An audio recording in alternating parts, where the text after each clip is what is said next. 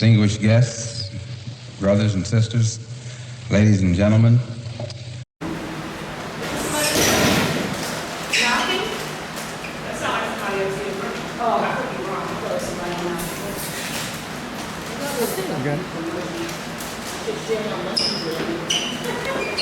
Hotel family, my name is Brother Murray. We'd like to welcome everyone to the Brooklyn Mackey's History Club. We meet here every other Wednesday in honor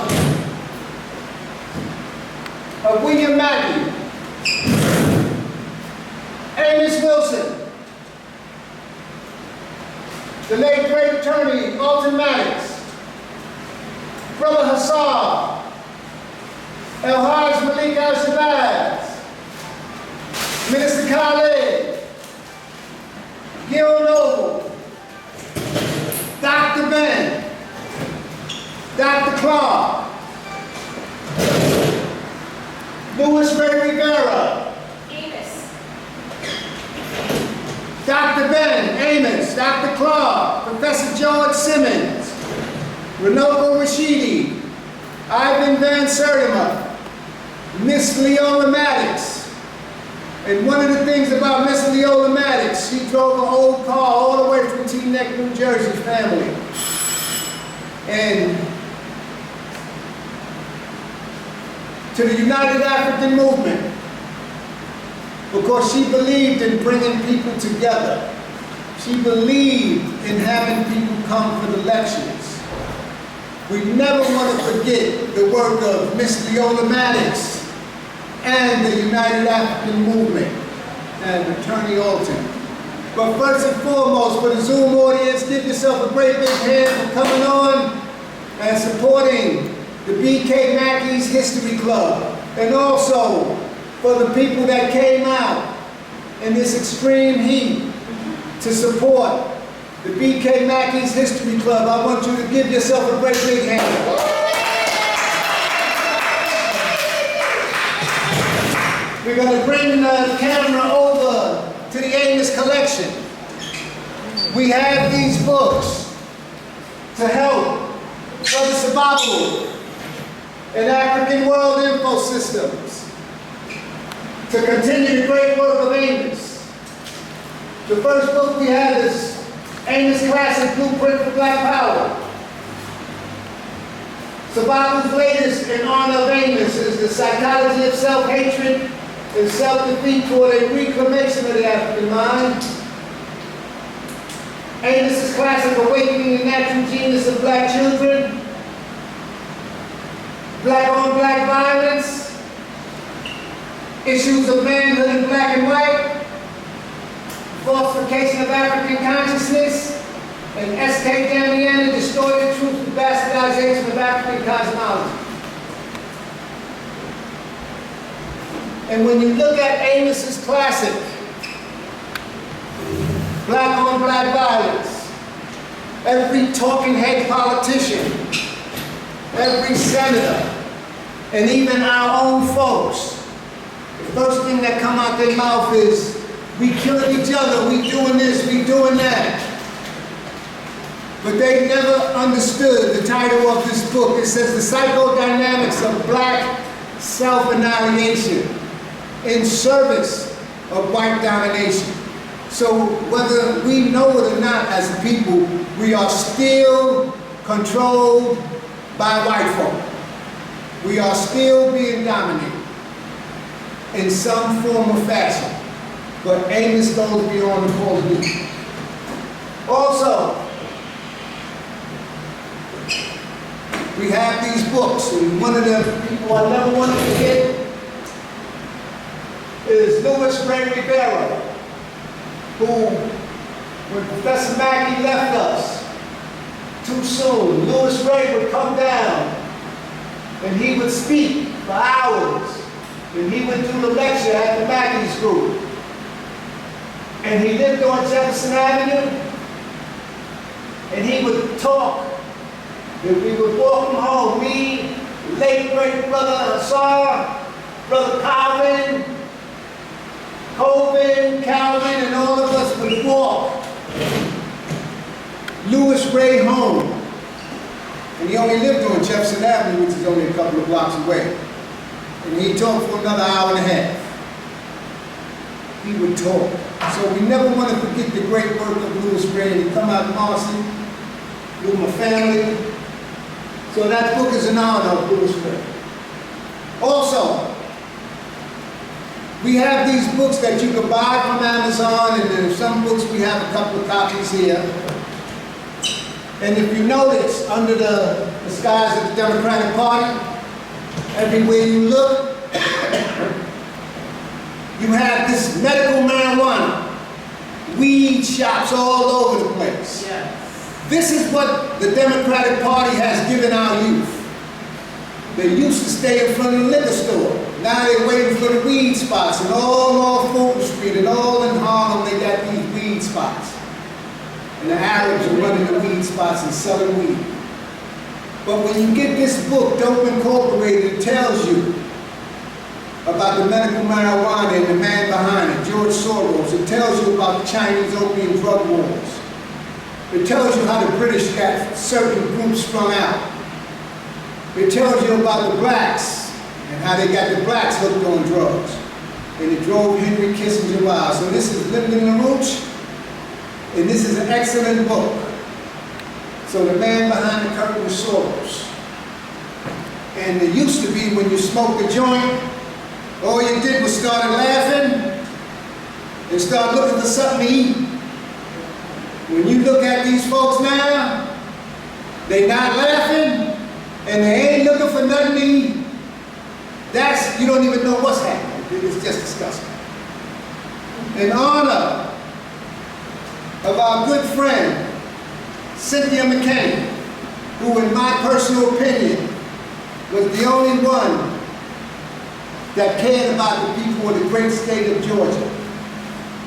And she paid a heavy price. But when you heard Donald Trump mention how the U.S. created S-hole countries and made that statement, nobody never thought about it. It was because of the United States government that these S-hole countries was created. So we have this excellent book on that, and also her classic, When China Sneezes from the Coronavirus, Lockdown to the Global Political Economic Crisis, Cynthia McCain. And from what I understand, she's not even in the United States. She's teaching out of the country.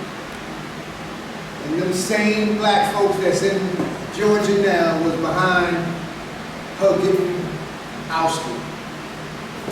You never want to forget Cynthia McCain. Unspoken Alliance, Israel's secret relationship with apartheid South Africa. So when you look at all the stuff that's going on in South Africa, you better remember what's going on. In honor of Dr. Ben, Dr. Clark, not too many computers around, and Dr. Ben goes into his classic, and he tells you how the great pyramids and everything was built. The hieroglyphics, the language. So we never want to forget the great work of Dr. Ben. He tells you. Also, Chancellor Williams, The Destruction of Black Civilization. Great issues of erase from 45 BC to 2000 AD. And you got to remember, one of the things is that Chancellor Williams puts out that they didn't have it together in Africa, in Akbu land, the land of the black. The mistakes we made as a people, the Islamic slave trade, the Arab slave trade he talks about. And he talks about those great warriors, those armies that conquered and took over Rome and ruled the world. But we didn't have it together, in honor of Chancellor Williams. Everybody is running around talking about reparations. You got another study, and it's a great phenomenon.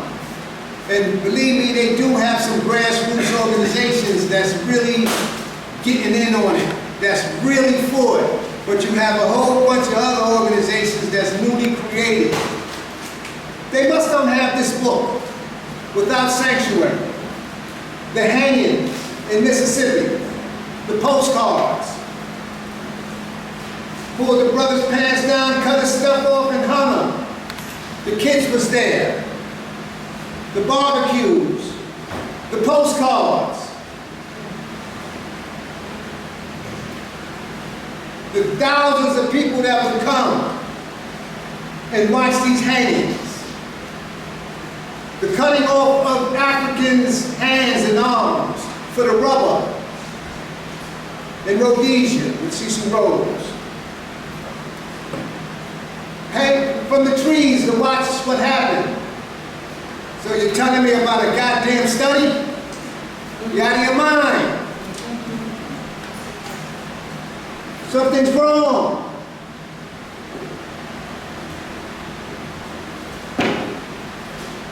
African slavery in Latin America and the Caribbean. This European slave trade, not no transatlantic slave trade. The transatlantic did not enslave us. This European slave trade, and you also have to speak of the Arab slave trade. So they dropped us off on all over the world. African slavery in Latin America and the Caribbean.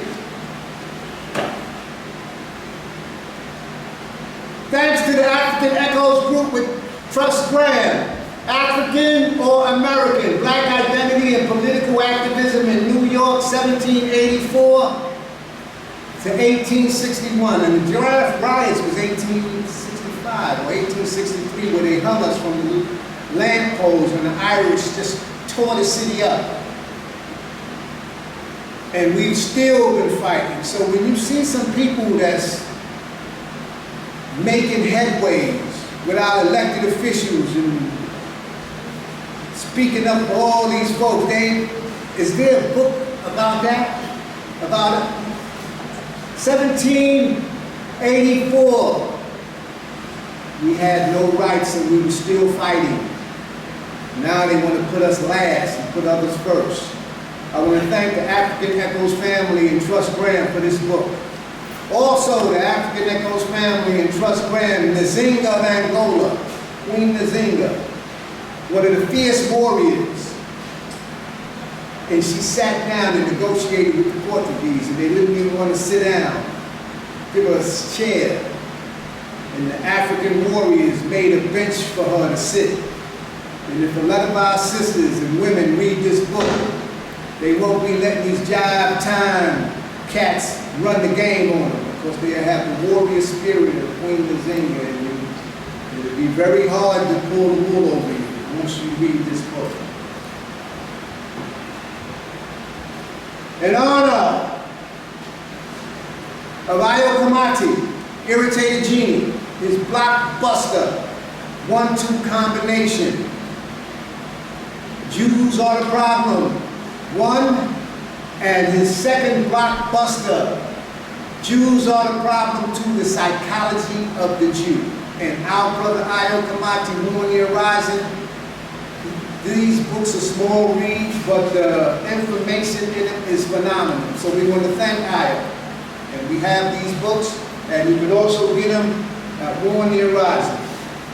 Also, you know, everyone thought that Booker T. Washington was supposed to be some kind of sellout or this and that, but our sister Tyreen Wright has came down to Mackey's and did a 2-part lecture, and she's getting ready to do some more, and she has a book on Booker T. And Booker T was a bad man, and I'll never forget the lecture that John Henry Clark did. And he said, you can say what you want to say about Booker T. Washington and Tuskegee, and you know he taught brick making. And we don't even have a company where black folks make bricks. Every time he opened up his mouth, they gave him a garbage can full of money for Tuskegee. So Tyreen Wright has an excellent lecture on it, and we have a few of her books here. Ladies and gentlemen, the manufacturing of a president, where you think, Barack Hussein Obama. Well, we want to thank Wayne Mansfield, and there's another brother that wrote a book. The manufacturing of a president, the CIA insertion of Barack Hussein Obama in the White House. CIA. You got a problem, you got to take it up with money. Ladies and gentlemen, I always tell people, and I have a book on Elon Musk. When you want to know about somebody, you read the book. This is the man that controls the Democratic Party and some parts of the Republican Party. And his name is George Soros. And this is the man behind the curtain, the secret network of George Soros. And when you read about him, you're going to understand what's going on. The shadow party, how George Soros, Hillary Clinton, the 60s radicals took complete control of the Democratic Party. They're doing it now. And his son Alex is at the helm. Now this is the blockbuster. Soros, the unauthorized biography, the lifetimes and trading secrets of the world's greatest investor. The world's greatest investor. And when you read these books on this guy, you're going to see what kind of a dirty low down and the stuff he did. Even as far as taking gold out of people's mouths. George Soros. In honor of Dr. Scott Whitaker out of Georgia, the causes and solutions and diseases and malnutrition and the medical sins that are killing the world. We want to thank Dr. Scott Whitaker in this blockbuster book, Medicine. It's called, it's spelled M-E-D-I-S-I-N. And this is an excellent book. We have these copies, and that's in honor of Dr. Scott Whitaker. Capitalism on a Ventilator. It tells you on the massive monies that was made off the ventilators. Because everybody thinks this thing is gone. It ain't gone. Somebody got to pay. And you have to realize who played a part in this CO.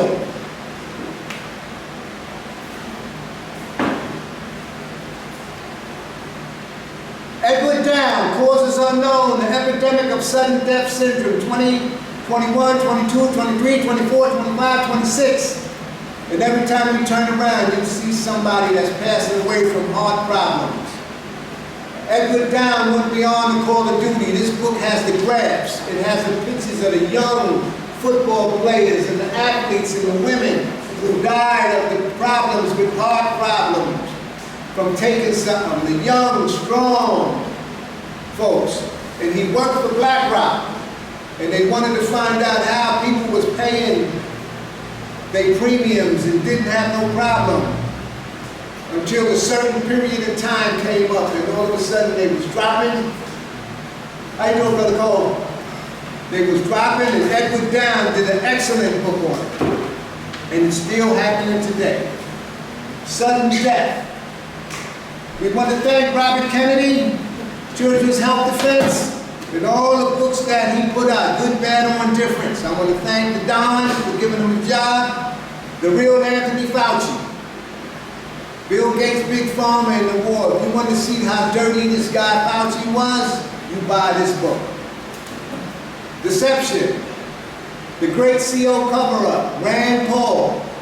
And if you looked at the hearings that they had on the 19th, the congressional hearings, Rand Paul was asking some tough questions and Fauci couldn't get it. So this is a big piece, over 400 pages. The Wuhan cover-up, Children's Health Defense, Robert Kennedy.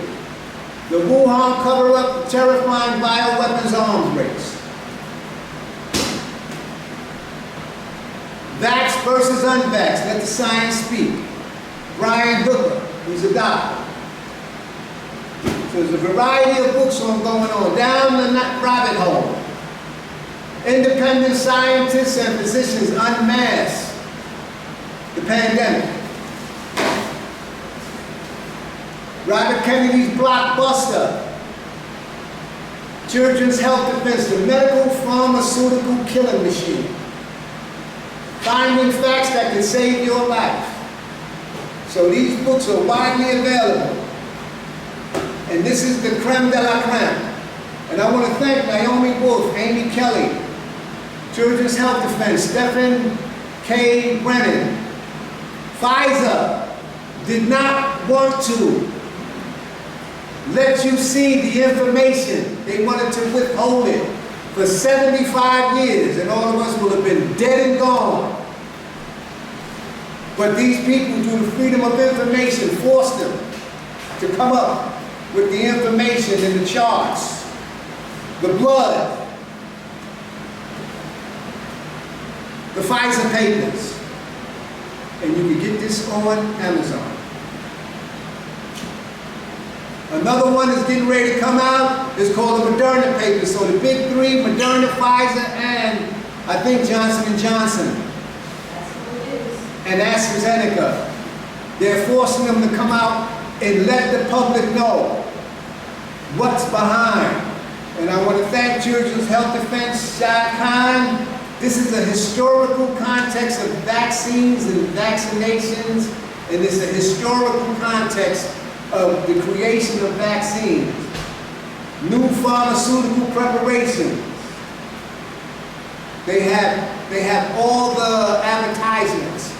And here we got 1943. It starts off.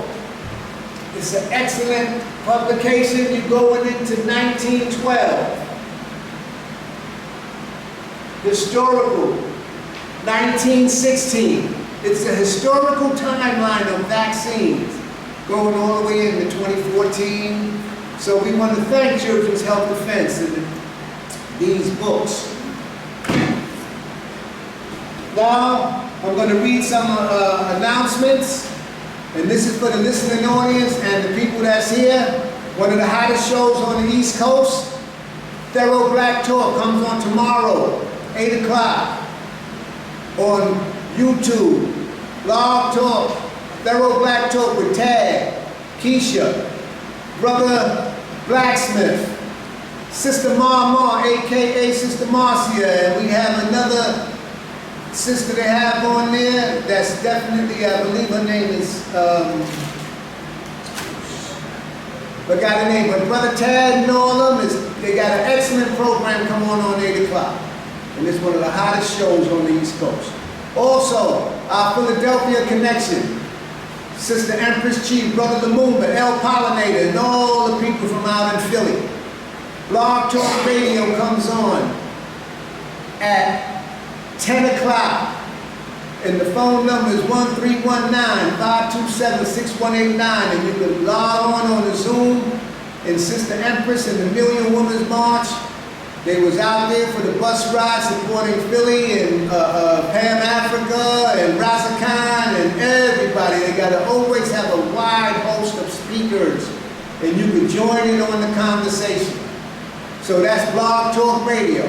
Our Power Pack brother, Ayo Kamati, with his books, Jews Are the Problem and The Psychology of the Jew. Sankofa Revolutionary Radio. That comes on Monday at 10 o'clock. The 10 o'clock to 11 o'clock program is Dr. Haru. And then the 11 o'clock, the 9 o'clock to the 10 o'clock program is Dr. Haru, Herbal Results, where he talks about herbs and everything with health. And he's trying to find out some investments and straight to the bank of Burkina Faso, because what he basically is saying is, it's all right to stick the chest out and say you're for Abraham, but all the people that's sending troops over there to help them, Russia, China, and all these people are going to get paid big dividends in natural resources, while the people in America are just sticking their chests out. But he's on the verge of going through the bank of Burkina Faso to buy treasury bonds, where you could invest. So instead of sticking your chest out with not the rewards, everybody is going to get rewards. Venezuela got troops over there. China got troops over there. Oh, Russia got troops over there. Everybody is setting up and protecting Abraham to get the natural resources, and they're going to get paid in full. So investment straight through the bank will help the government stay in power. So we want to thank Dr. Haru. And then Ayo Kamati comes right on after that. War on the Horizon, and his program is from 10 to 11, and you can call in. So that's a 1-2 program. We want to thank Brother Anthony Mohammed Sankofa Revolutionary Radio every Monday. Our powerhouse brother, State of the City, Darren Muhammad. His program comes on sometime Wednesday, sometimes Thursday. State of the City, Baltimore, and he's a blockbuster. But the Power Pack program that Darren has comes on Saturday on Instagram, State of the City, Baltimore, and on YouTube. Darren Muhammad. It comes on 12 o'clock. That's one of the hottest programs on the East Coast, so we want to stay in touch with Darren and Sankofa Revolutionary Radio. Every Tuesday at 3 o'clock, Dr. Aleem, he had an excellent program yesterday. Dr. Aleem comes on at 3 o'clock, the live program, and he's been so gracious and good. He rebroadcasts that same program at 7 o'clock, Your Immunity Project with Dr. Aleem. And that's a Zoom program, and you can listen and give him your questions, and he's definitely coming down with some good stuff. We want to thank Dr. Aleem. That's Tuesdays at 3 o'clock p.m., and then it's rebroadcast at 7 if you missed the 3 o'clock. Our African Echoes family, Brother Trust Graham and the African Echoes family, Brother True, that blockbuster study group comes on Fridays at 8 o'clock. And sometimes we still be having discussions. So that's African Echoes, that's a Zoom, and you can go out there and sit in with Trust and them live and meet all the members of African Echoes, True and all the family. But not only do they give you the Friday blockbuster, they also give you a Saturday, the Know Thyself study group with Brother True, and Trust is also the mediator, and they're doing, that Saturday group is, they're doing in-depth on the destruction of black civilization, and the Monday and the Saturday meeting, the Friday meeting, they're doing the psychology of self-hatred and self-defeat, or the reclamation of the African mind, because our mind has to be reclaimed. So we want to thank the African Echoes family. Okay. The Semotap organization was out at the African Arts Festival, and they're going full speed ahead with the disgusting, degrading, Good Times reincarnation. They redid the Good Times television series. Disrespecting black folks. It's ridiculous. It's a shame, but see, Netflix is so slick. They will come up with something derogatory like this, and then they will come up with a Barry White concert. They would come up with another person with a series that is positive, but then they tear you up. So one of the most important things, in my opinion, is that if you run around thinking they're going to give you some reparations, they don't give people reparations they don't respect. And if we can't make these Hollywood people in Hollywood stop disrespecting us on TV every single day with their television series and their TV programs, and just totally disrespect the black folks. You think they're going to give you the quarter, they ain't giving you a goddamn dime. So we want to thank the Semotap organization for being out there spreading the word and having the protests. And what makes it so bad, you got a millionaire basketball player, Steph Curry. You got all these people in basketball with all this money, and you think they would have something better to do with their funds than to fund a disgusting Good Times Sigma where they just destroy the images. And this is a black man sitting up and he ain't worth 2 red cents.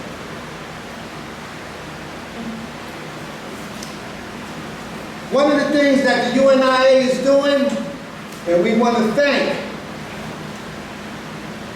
President General Raymond Dugo and President General Michael Duncan on the UNIA. They're having a parade. I was out at the store yesterday. They have a mini Jetros in the stores on 132 Merritt Boulevard.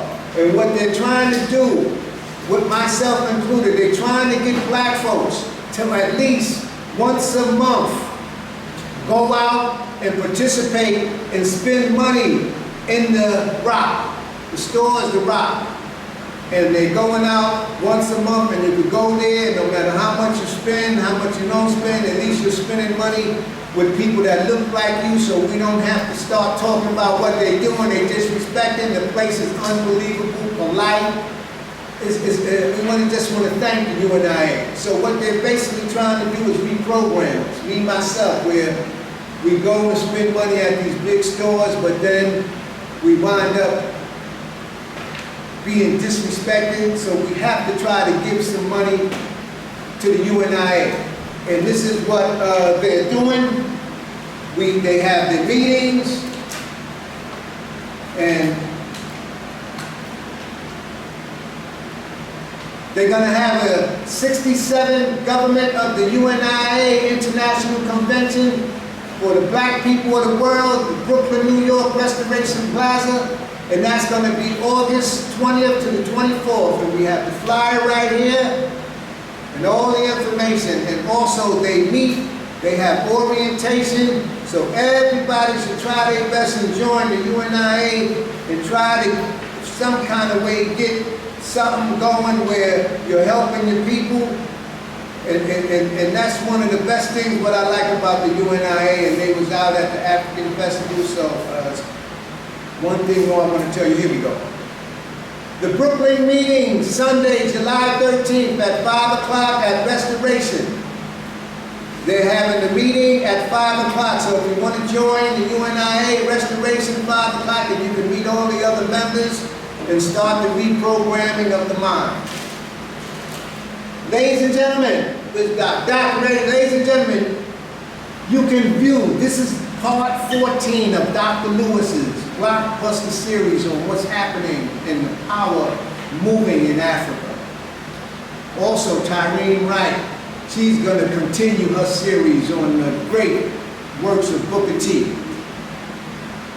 And Dr. Lewis has always been a good friend of Mackey's to the 3 and the B.K. Mackey History Club, and this is part 14 on what's happening in Africa on the move. And you can go into the YouTube under B.K. Mackey's History Club, and you can see all our lectures of everybody that's came down here. So if you don't believe whatever the speaker says, you can come down here when the speaker is speaking and you can ask him any kind of question you want. We're going to continue this thing on what's going on in Africa so the dissident public can understand what's going on. Ladies and gentlemen, I want you to give a great big hand to our keynote speaker and good friend of the B.K. Mackey's History Club, excellent Dr. Arthur Lewis.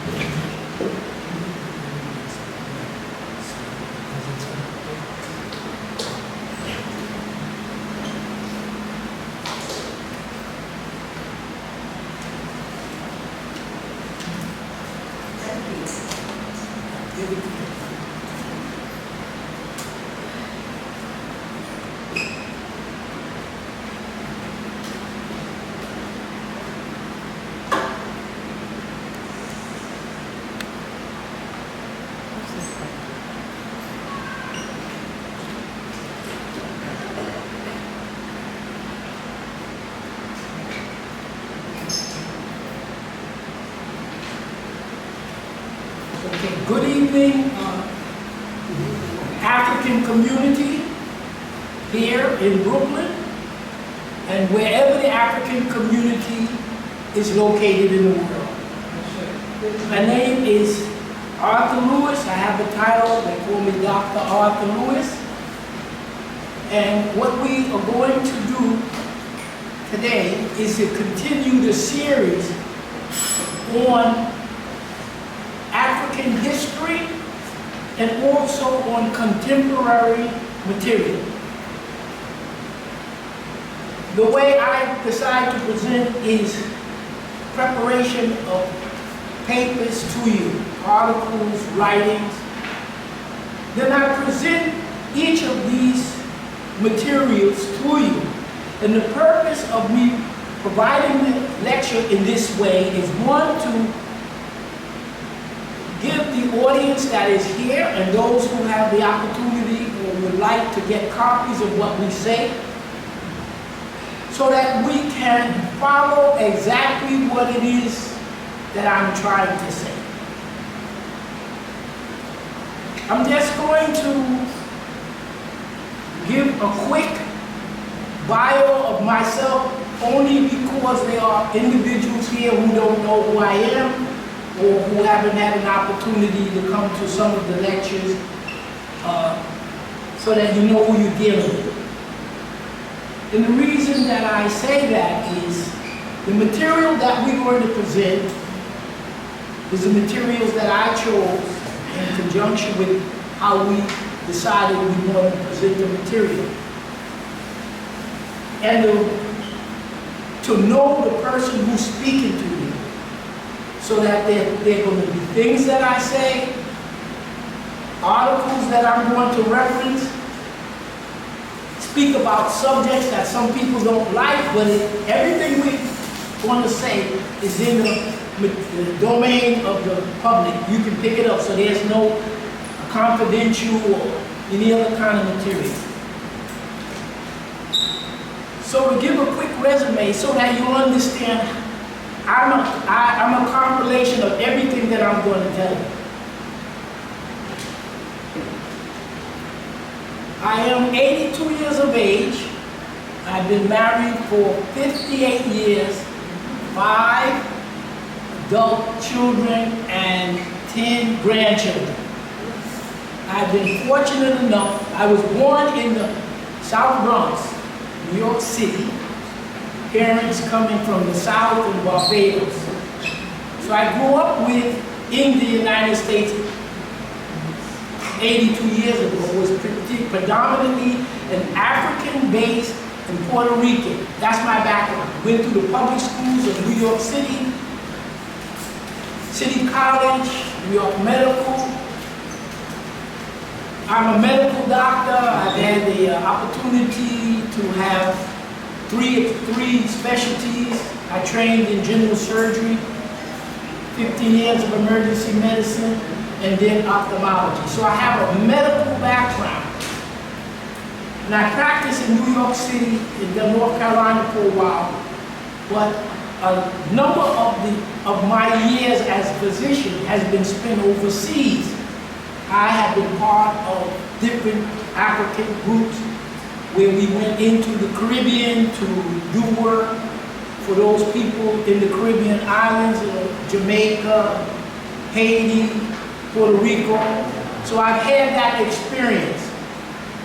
Also, I, like many of us, had the opportunity to work under and learn from Dr. Ben, Dr. Clark, and that renaissance of elders.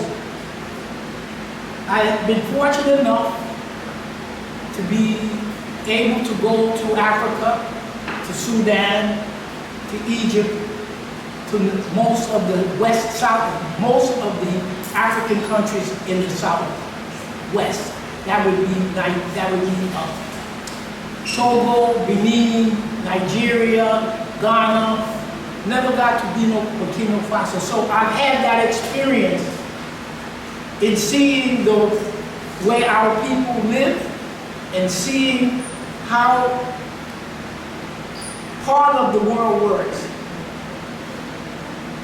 I also was fortunate enough to listen to Dr. Ben when he had the Brotherhood and the Sisterhood. He allocated certain responsibilities to each of us. And he gave me the responsibility to go into the South Pacific in a country called Vanuatu. And that was when they were getting their independence from France, and they were getting their independence from Britain. Okay, so I said all of that because what I'm going to present to you reflects all of that. So the subject matter is not one particularly to give you statistics or to say what I'm going to say is important. what I try to do is to give a picture globally of my experience, giving it out for those who haven't had my experience. Just like the lecturers and others who come, they talk and they give information about their experiences, about their knowledge.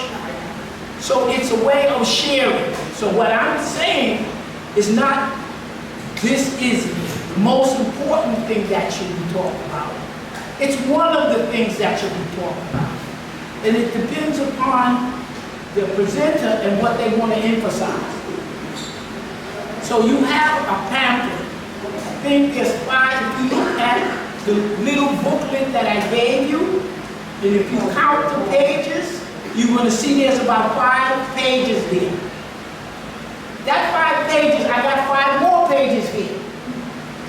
So the way I present, the pages are put together in this way so that you can follow what I'm saying, that you can have it for references, and it'll give you an opportunity to look at certain areas and do more work if you decide to. So even though that I have 10 pages here, we're going to present these 10 pages in less than a half an hour. Because many of them are maps for illustration. Okay, now mixed into the bulletin, the program that I gave you, I have 5 extra sheets.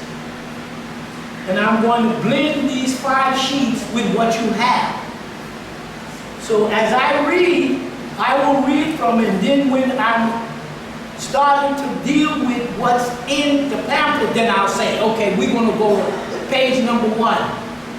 And this is what we're going to talk about. Then we're going to go to page 2, page 3, page 4. And I will give you the information that I would like you to have. After we make the presentation for about a half an hour, we break, and then we have question and answers. Because I feel, from my experience and others, it's the questions and answers that we really begin to clarify all of what I'm saying. And everything I'm saying is not difficult, but it's put together in such a way to make sure you can appreciate the information that I'm giving to you. Some will be charged tonight.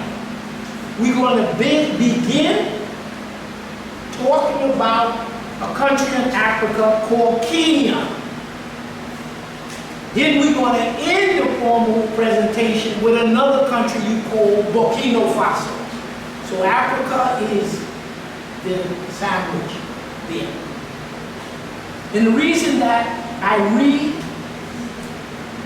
is because the people who listen or who record, they don't have these sheets. But the important thing is to get the information over to you for you to start thinking.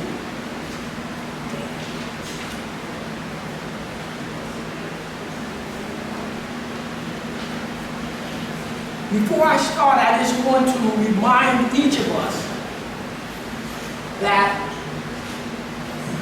African people, you, me, of all colors, are the most populous people on earth, has always been, and still are the most populous to this day. Despite the millions and millions of Africans that were killed during the European slave trade of Africa. When you look at the statistics that people collect, Africa, the continent, has about 1.5 billion people living within Africa. They say there's about 1.3 billion human beings that live in China. And they say there's about 1.4 billion people who live in India. And then when individuals say,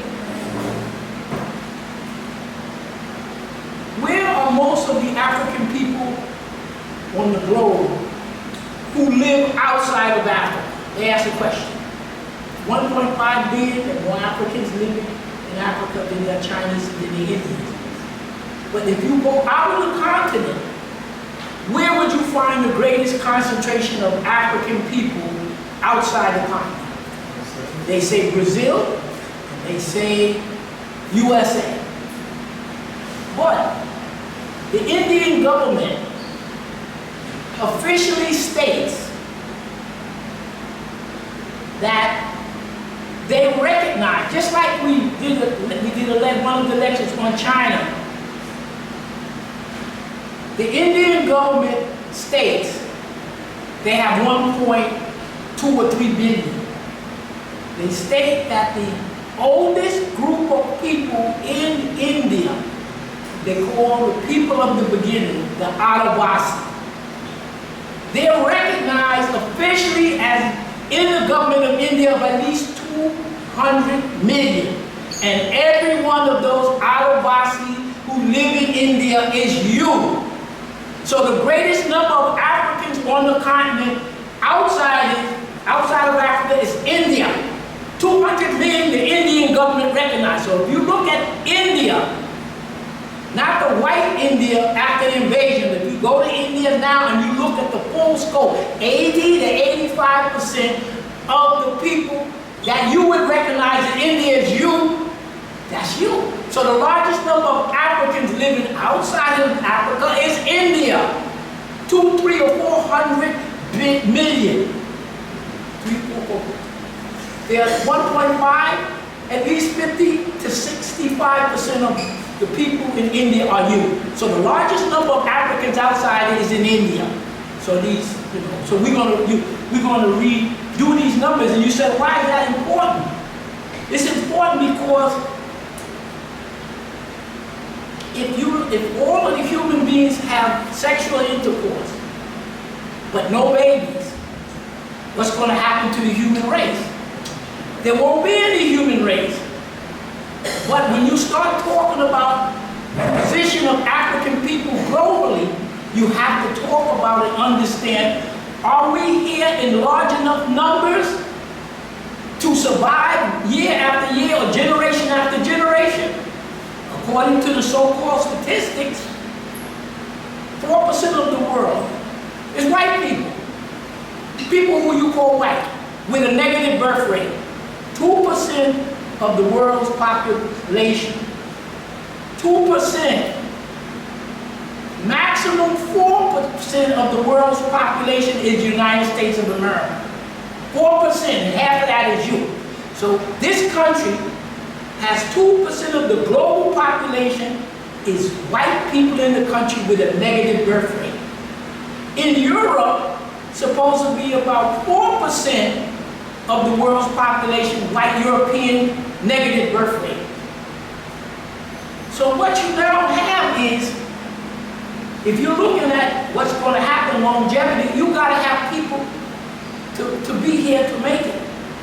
So they're saying that the year around 2050, 1 in every 3 human beings will live in Africa. 1/3, and then when you count the Africans in India, you're talking about close to 50, 60, or 70% of the entire globe is you. You throw in the Caribbean stuff. It's very important because you have to understand you're going to be here. That's extremely important. Okay, so I'm going to open. We should finish this, your page, plus I got about half an hour. Introduce the material to you so that you can decide what you want to talk about, you object to it, or whatever it is. I'm dedicating the lecture, obviously, to the global people, but I'm specifically zeroing in on Kenya. Kenya, I'm reading it from whatever information I took from the literature, the numbers and stuff. Kenya, Republic of Kenya, capital Nairobi. It's located in, normally I provide you with a map, but we don't have, it's located, you look at Africa, picture of Africa, and it's in the east. You cut Africa right down the middle, and it's on your right. It's in the east. And you take that part that you cut in the east and cut it in half, and Kenya is there. Its borders the Indian Ocean. Why are we talking about Kenya? The president is William Ruto. The language most spoken is Swahili and English. We are global. Everything we talk about is global. Not the United States. Not the president of this country, whose grandfather came here as an illegal alien. We ain't talking about that. As one of the speakers here, we asked him a question. What about the United States of America? He said, you have stolen land and stolen people. That's the United States of America. You add up then all of this fabulous wealth within the border of the United States, that belongs to the indigenous, and it was the African people who industrialized this country, agriculture, and everything else. If you didn't have Africans, you wouldn't have the United States of America. The earliest colonists brought by the British were Irish slaves. They couldn't do the work, so they had to go and get us. And most of the Africans brought to early United States of America came through the Caribbean as the European slave trade from Britain, and we were brought here. They couldn't do the work. You did all of the work, everything. You built it. Your president of this country makes this big speech about we built the Panama Canal. You know it was built by people who lived in the Caribbean, people of color. They built it, they provided the physical and the specific. So we know what happens here as the United States and Western Europe is dying, the lies. And maybe, as Brother Ray, why they have to project our images on TV very negative. It's a way of understanding their panic. Kenya, Swahili and English. It's a republic, means they elect the president like him. It's about 25,000 square miles, which is 4 by 1/10 of the United States. 55 million people, 40 different ethnic groups. Kenya, the President Ruto sent his troops to kill Africans in Haiti because the United States asked them. That's what Ruto. The population is about 90%, 80% young people. The employment is 1 in 20. And so what is presently happening in Kenya in the last 3 or 4 days, 2024, the president put in an austerity budget in Kenya. And in this austerity budget, the young people, the whole population, young people ask, well, what's up? If this country is so rich, why is 1 out of 20 young people, highly educated, is not working? And then the young people now are checking their cell phones and they're discovering that Kenya is in debt to the IMF of $35 billion. So the young people said, what happened to the $35 billion? And Ruto says, I don't know. Then they ask him, well, you came up on a poor family, and now you're almost a billionaire. What happened? So now we roll up 1 more year here, and now Kenya is in full-scale revolt. The young people, the old people have had it. They locked the president of Kenya, Ruto. He left the country. He took his security head, shoot to kill. That's what he's doing, shooting down your children and people, killing them. It's happening yesterday. It's still killing them. So the country has shut, these young people have shut the country down.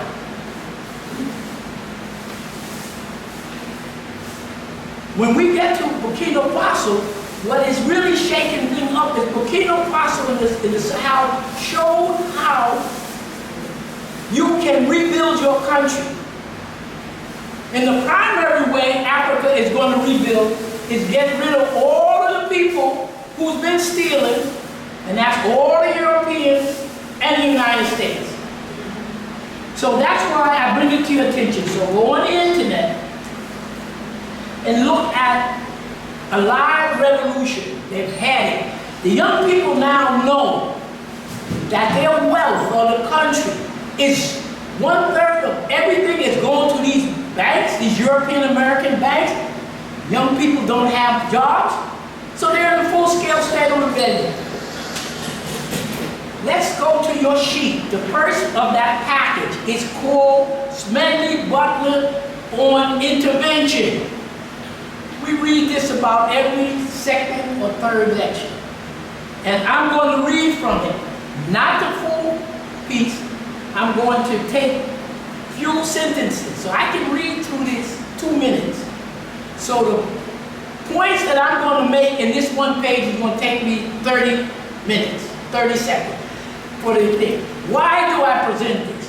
Smedley Butler was a general who was in a Marine, and he talks about, in this speech, he illustrates the history of the United States becoming a global colonial power like France and the rest of it.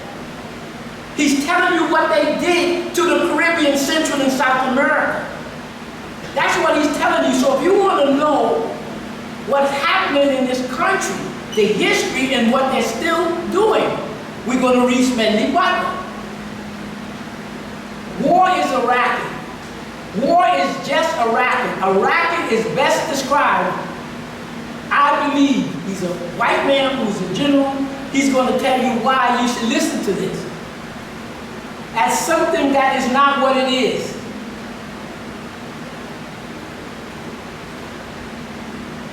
Okay. War is a racket. A racket is best described, I believe, as something that is not what it seems to be to the majority of the people. Only a small inside group knows what it's about. It is conducted for the benefit of the very few and the expense of the masses. He's describing perfectly how the United States works today, how this always worked, and how Kenya and every one of these corrupt countries get linked where a small group of people take all of the wealth and deprive it. That's what he's telling you. You're getting the history. Then we're going to jump down here. There isn't a trick in the racketeering bag that the military gang is blind to. It has its fingermen. That's your newsmen tell you who's the bad guy, who's not the bad guy. To point to the enemy, its musclemen to destroy the enemy. That's why the United States makes all these invasions. And its brain men to plan war preparation, and its big boss super nationalist capitalism. That's why you have a country where 5% of all the wealth of this country is concentrated in less than 5% of the population. And the rest of the population is in a certain state that we will discuss. So he's telling you how the capitalist system works. Same way England, same way France, Germany, all of the United States is equally a capitalist country with all of the murder, just like you get mad at France or anyone else. I'm going to jump down here. I helped, it's the second one, I helped make Mexico, especially Tampico, safe for American oil industry in 1940. We're stealing Mexican oil. I helped make Haiti and Cuba a decent place for the National City Bank boys to collect revenue. I helped in the raping of a half-dozen Central American countries for the benefit of Wall Street, not the American people. The record of racketeering is long. I helped purify Nicaragua for the international banking house of Brown Brothers in 1909, 1912. Where have I heard that before? I brought light to the Dominican Republic for the American sugar industry in 1960. In China, I helped to see its standard oil where it is. He's telling you, I operated in 3 continents. The United States was doing what France and killing by the millions, stealing from Central South America, stealing from the Caribbean, and then we're going to see now they're going into the Pacific. That's your country, whether you like it or not. So you don't have this, but I continue what the United States was doing in Asia. I'm reading it, you don't have it. United States in 1895. The point is to illustrate to you what this country is about, not for you to the details. Hawaii, now United States is Hawaii. 1895, they annexed the islands, all from black people. You can see the Hawaii. 1899 to 1902, they're in the Philippines, waging war, subjugating the Filipinos.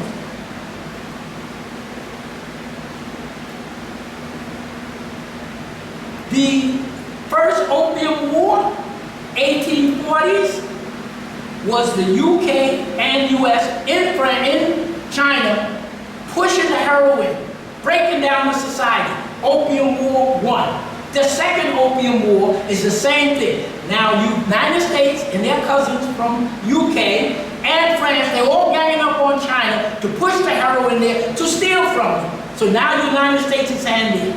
The Chinese Civil War, 1949, the US backed the nationalists.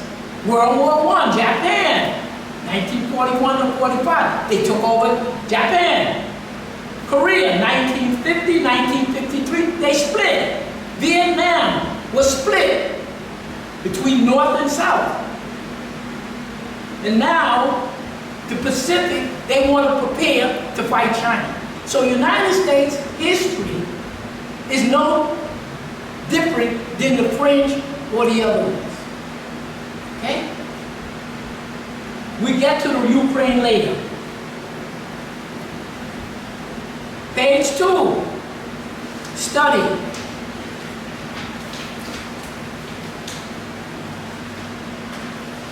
We're only going to read the top lines. Takes a minute. Study. U.S. Congress literally doesn't care what you think. Have you ever felt like the government doesn't really care what you think? They talk about U.S. government. Professor Martin Gillen, Princeton University, and Benjamin Page, Northwest University, the best of the whites of the whites, looked at more than 20 years worth of data to answer a simple question: does the government represent the people? Next cluster.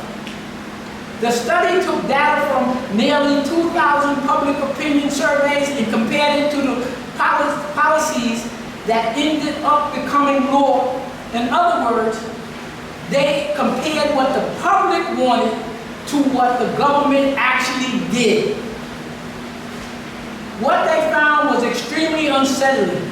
The opinion of 90% of the Americans have essentially no impact at all. That's why you can have a person as president for whoever the name of the president is today, making rules and regulations and tariffs when it's illegal according to the Constitution. Congress is supposed to do that. When it comes to this new bill that he's signing, he didn't make the bill. Your Congress people made the bill. And it was just like the bill that Trump signed off on when he left the first time. $4 trillion tax breaks for the richest American, richest corporation. That's your president. The study, we're going to finish. The study took data from 200 of the original and compared it to the policy. But it ended up becoming laws. In other words, they compared what the public wanted to what the government actually did. What they found was extremely, the opinion of 90% of Americans don't count. Princeton University studied public opinion near zero. You can look it up to do more things. Basically, they're telling you, you're slaves. You read more on the particulars. That's all your Congress people. It's all your presidents, all of them. The ones who say they are this religion. Dr. Ben wrote a book, one of the books, Africa, Mother, Western Religion. The Western religions are Christianity, Judaism, Christianity, and Islam. They all come out of religion. When you go back to study and you read all of them. So for those who make the distinction about a white person, you have your right. But ask how that white person works in this society. And I'm going to mention two things before we get to the next page. And I said it before, and I'm going to say it again to illustrate for those who we haven't heard. Years ago, WBAI, my wife and I, and a number of us went to one of the city colleges down at 80-something Street, Hunter, auditorium, 200, 300, 400 people, all white, mainly a few Africans, and who's the white comedian was talking to the African brother who got the big head. Cornel West was on the stage. In the name of company, what the white comedian who does humor. What's his name? No, it'll come to me. He said to Cornel West on the stage, Michael Moore. Oh no, let's just say what he said to Cornel West. Let me show you how white people act in this country. I'm gonna ask a question. Only white people answer. He asked the question, why do we white people find it necessary to mistreat black people, African people in this country? What was the response? Zero. He asked it again. Why do we white people find it necessary to mistreat black people? No answer. Third time, no answer. So he said, you see? So I always use that and tell that over and over for all of you people here to make your own assessment as to what your mindset is to the people who you live with. He's clearly telling you that with the government making that law in 1938, how the U.S. government segregated America, denied you all of the access to housing. Now Martin Luther King tell you to the white man, he said, you take your peasants. Trump's father came over, his people were people, young people, in the thing. He came over illegally, grandfather. They say that's what they say. They come across, live in New York City, go there and come here. So Trump is a third generation. But he's a multi-billionaire. And almost all of us, or whatever generation you are, you have nothing. Just remember that. Dr. Lewis, it doesn't make a difference what you call me or not call me. That's just the way it is. You're going to say it. So he said, so I wasn't shocked, but that helped me to understand my interrelationship with the structure here. Why is 150 million white people leave Europe around 1850? The ones from Portugal and Spain went into Central South America, and all of the northern ones come here. What were they running from? The Moors? They're running from the famine, and they come here. They know why they come here, because you have a system of white racism, Nazism. They don't go anyplace else. Okay. What we have here is this sheet you see up there, Brics. Get that sheet. Brics.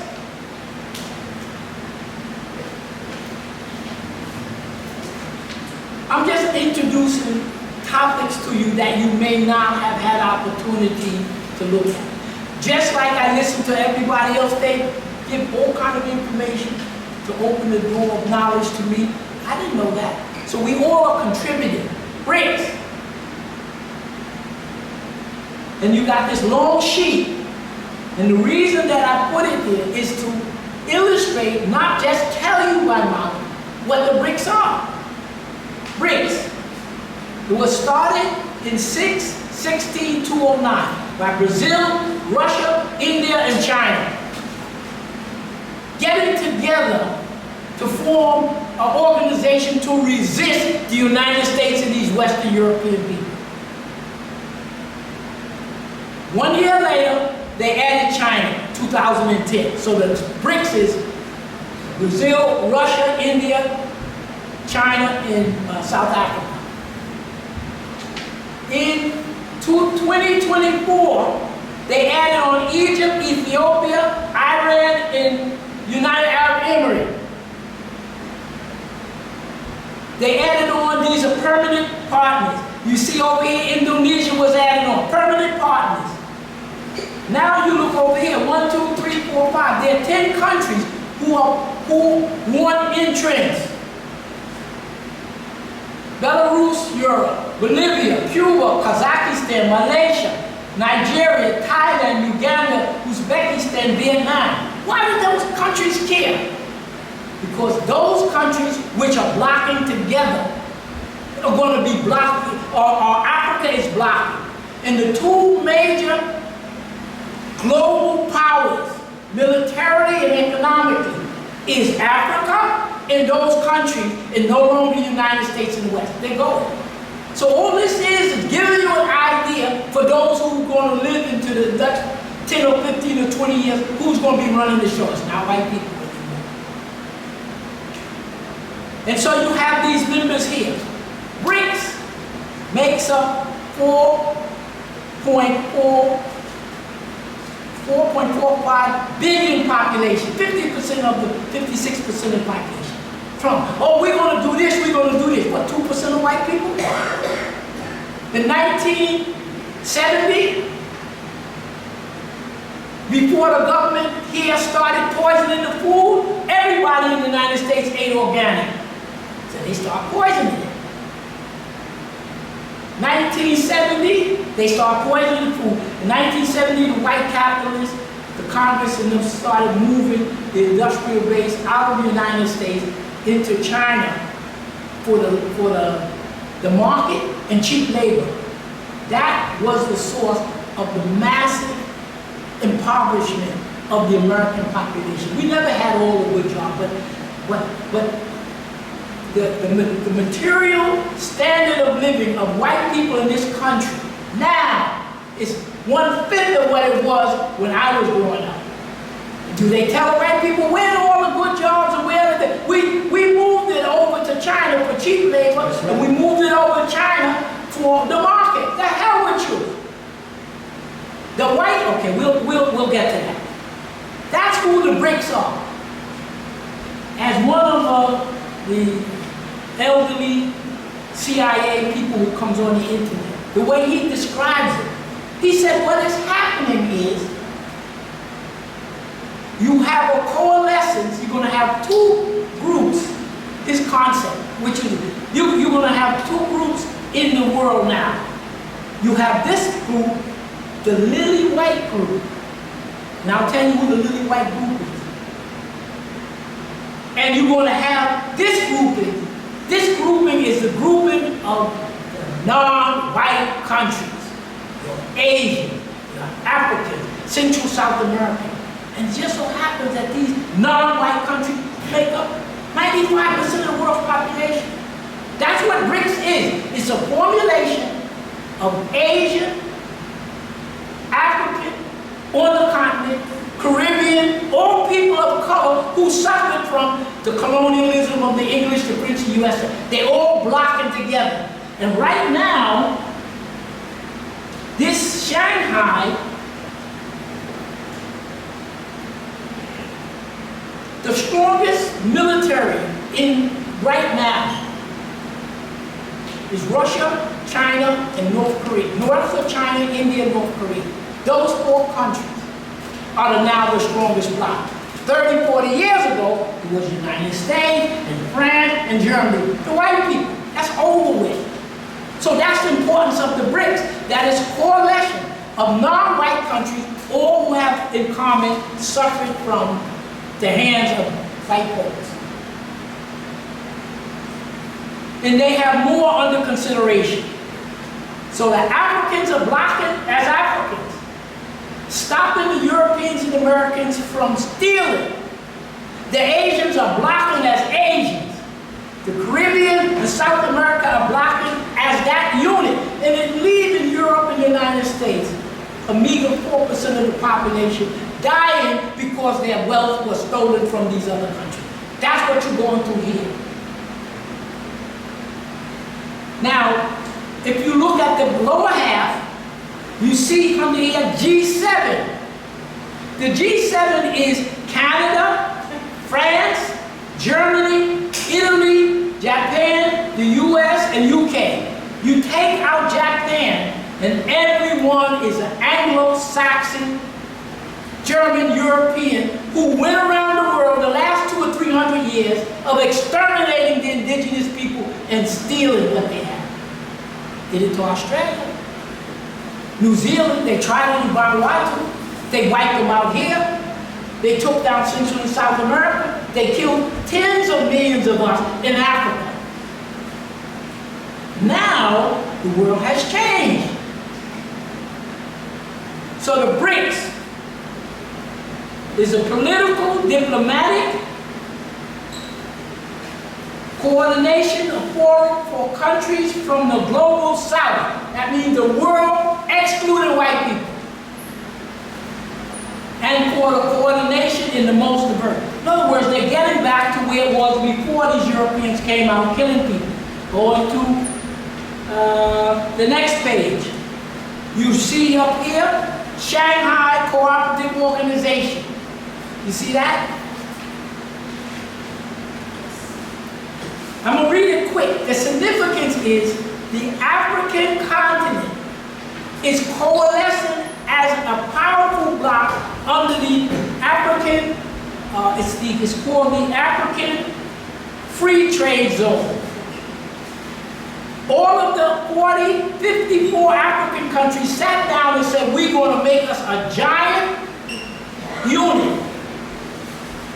And we're going to function globally as a unit.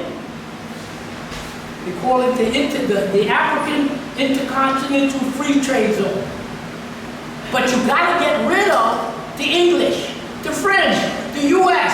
You got to get rid of those African leaders who sell you out. And that's coming now. And so we now know the Africans are in a major bloc now. The Shanghai Cooperative Organization is an example of the Asians blocking together. Why is that important?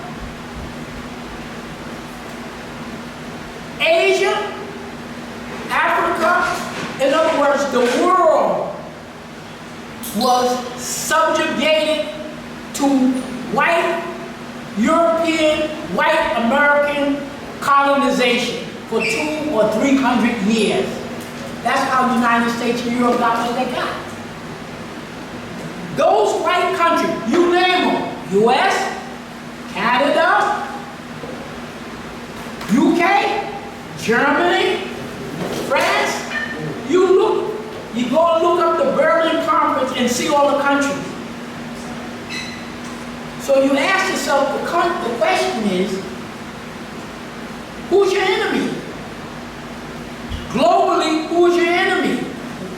Okay, these are questions. So now I'm going to read off the names of those countries in Asia which are in a unit.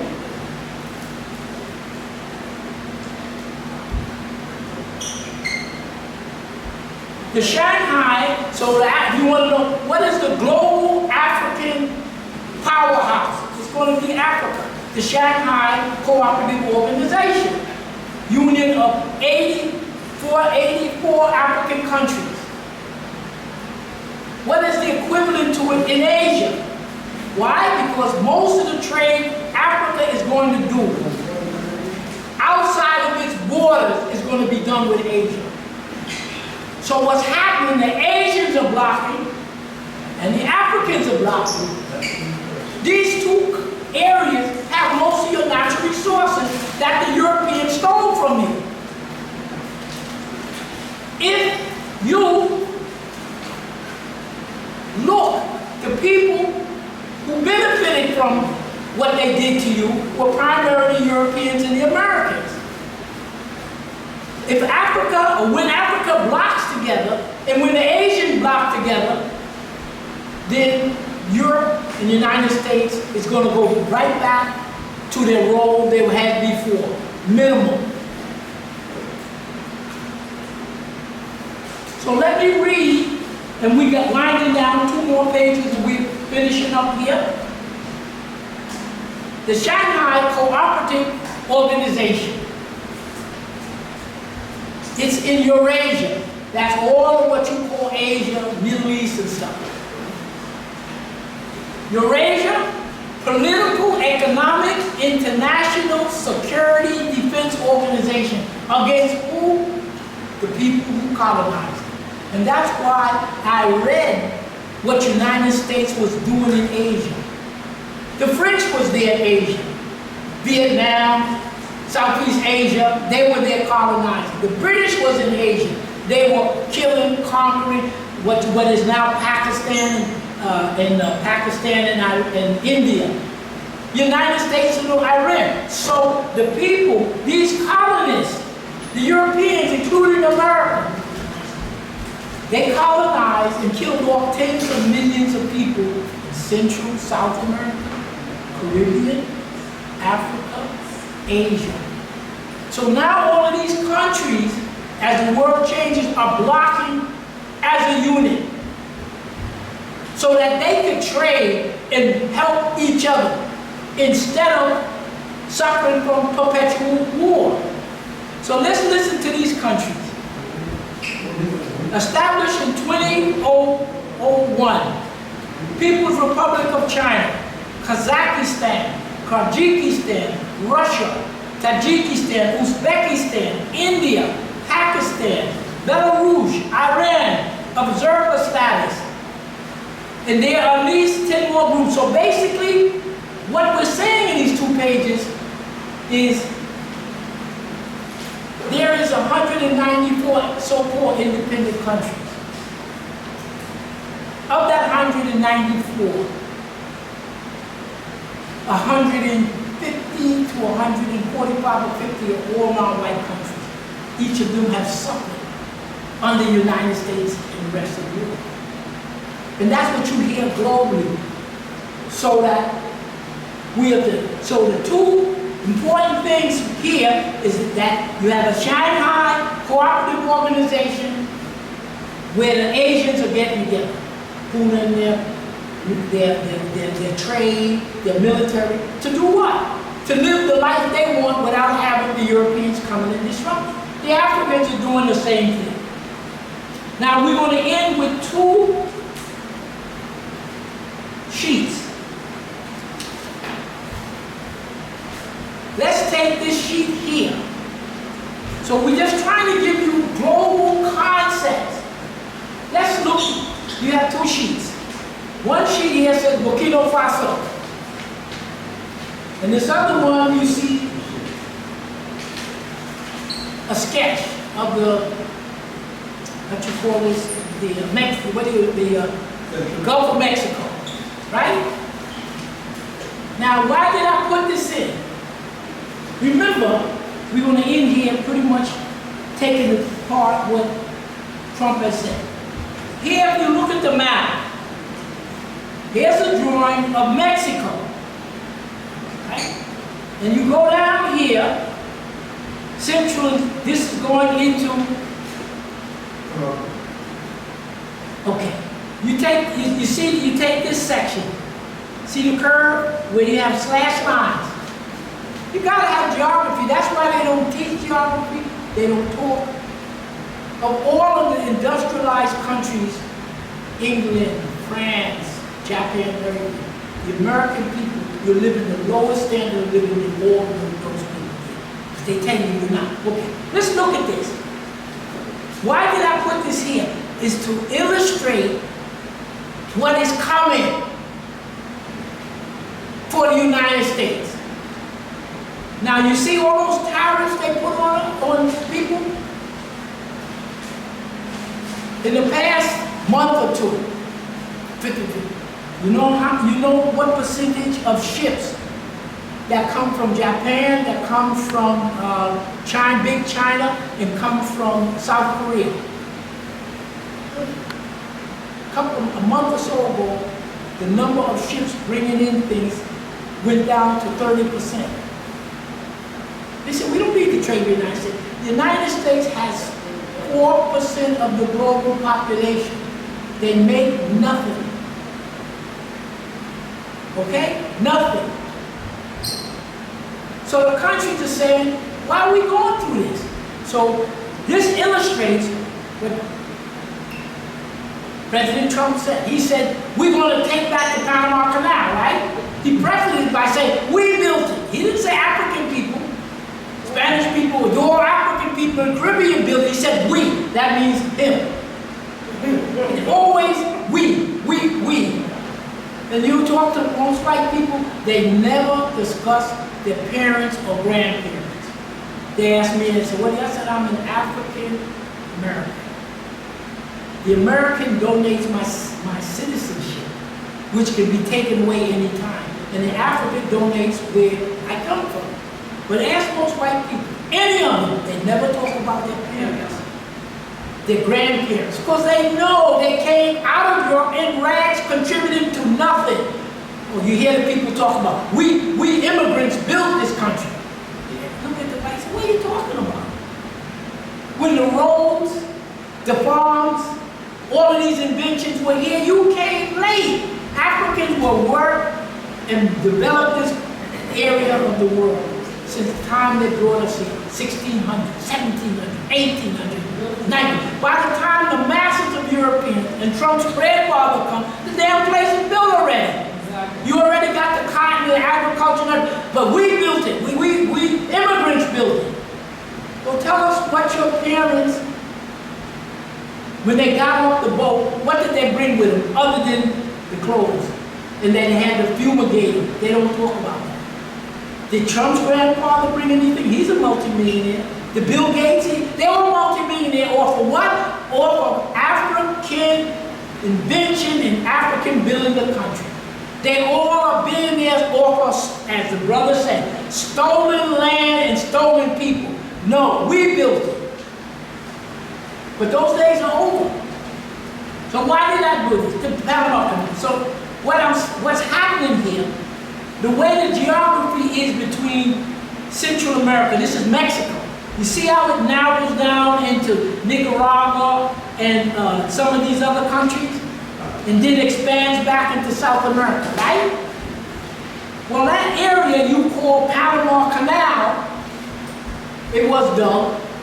The French started it, the US followed, but it was all African labor. Skilled and unskilled. They didn't build a damn thing. And Trump says, we want to take Panama back. We built it. We. His grandfather came off the boat and said illegal entry. We built it. It's ours. Wait now. Okay.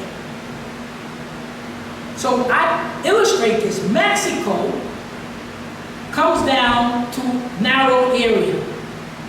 You see this scale, this cut across Mexico? That area is in the Sierra Madre, Chaval Pass. It goes very low. So what the Mexicans are doing is upgrading the rail system that connects the Gulf of Mexico and the Pacific Ocean. So even if the United States control the Panama Canal, they don't have to use it because they're going to be able to trade from the Gulf of Mexico. They can trade to the Pacific Ocean. They're cutting, they call it Sierra Madre, the Chival Path. Next couple of years, the trade Mexico going to do with the Pacific countries, United States, they're bypassing. Nicaragua also has a plan where they're cutting from the Gulf of Mexico to the Pacific Ocean, but they have to cut across a big lake. And Colombia, because here it is, Mexican cross-border trade route, Nicaragua's cross-border trade route coming, and Colombia, it narrows, they're working on a trade route where you put the goods on railroads and you ship them across. See, the China, you go down here, you see China, South Korea, and Japan. You see that here, right? That's where you get most of your manufactured goods.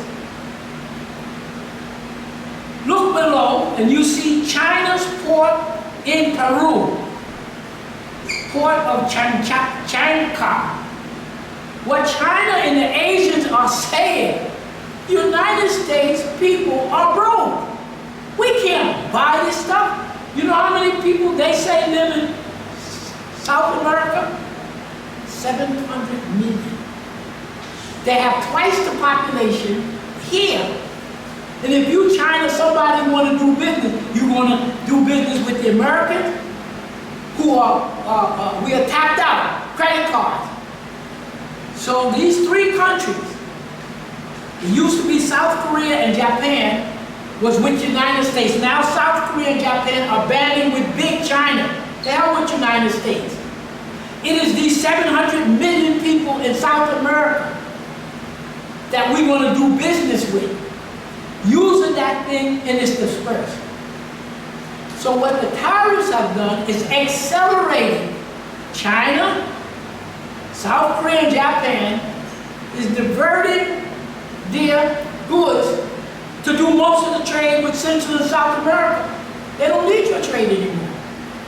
Jumped in tell you that. I don't know if he even knows it. That's what's happening here. He's telling you, he's going to do this, he's going to do this. They already bypassed it. And that's what is here. So it's just giving you a snapshot of how things are changing globally. And if you can't follow it or you don't follow it, they're not going to tell you. So that's what this is about. The last, and we're going to end, and then question and answer, is this sheet on Burkina Faso. You know, it's coming out, it's the Sahel nation. But we wanted to get in the global aspect of what it's all about. Because the Sahel nation, Africa doesn't exist in the vacuum. All of this affects Africa.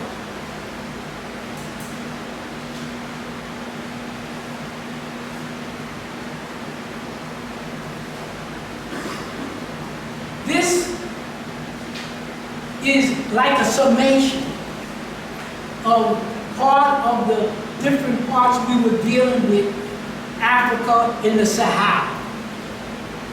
Now, you got a short period of time to try to bring the concept.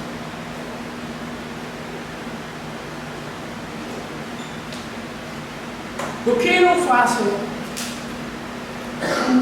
Alamé Brad brought Sankara here, what, 30, 40 years ago, you know what was happening. We had people like Alamé Brad, Dr. Ben and stuff, and Jisashi Makata. These people were bringing you knowledge that these are the things you have to look at. Okay. In addition, okay. We don't have a map. Burkina Faso, Africa is 4 times the size of the United States.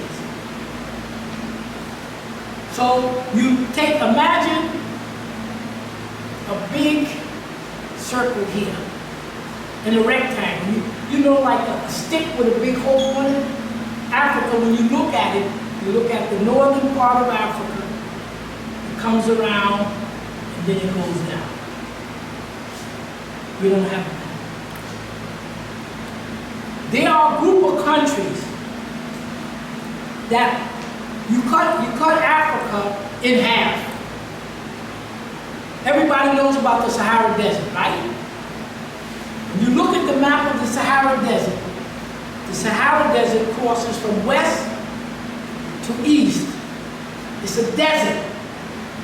And there are countries above that desert and there are countries below. The Sahel is dealing with the countries that are living below and touching the equator, touching the Sahara Desert. You got that picture in your mind, right?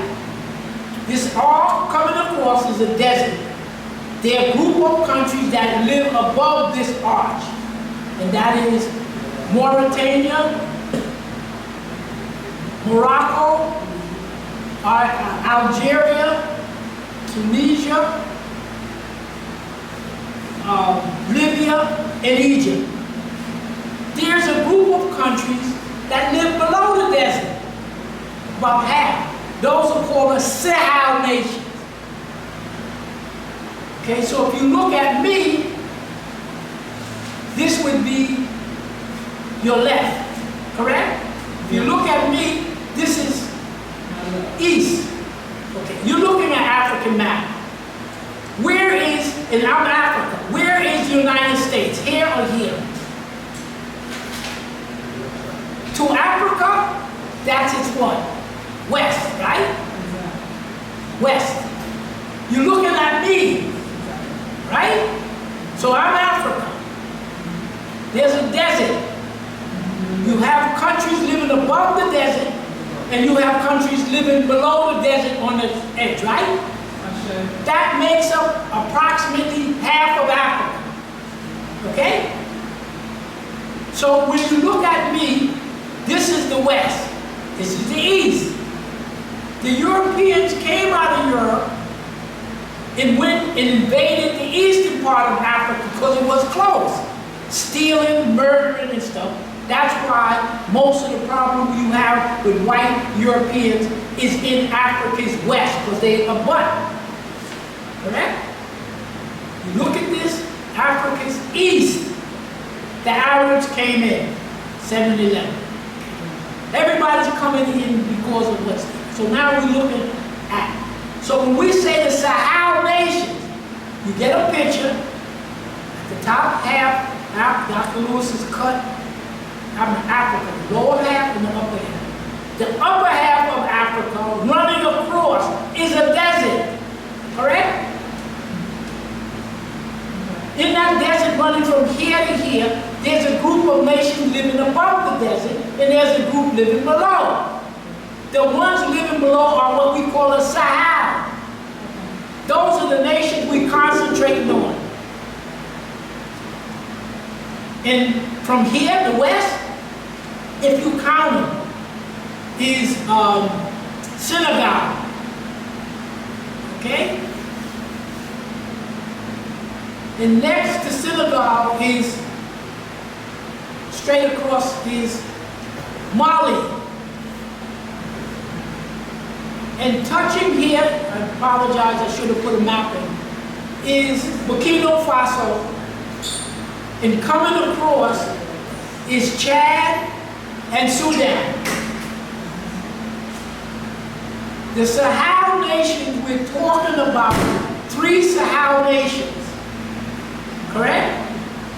You look at the map, you see the desert, and we're talking about a group of countries living above, right above, connected, but below the Sahara Desert. Okay?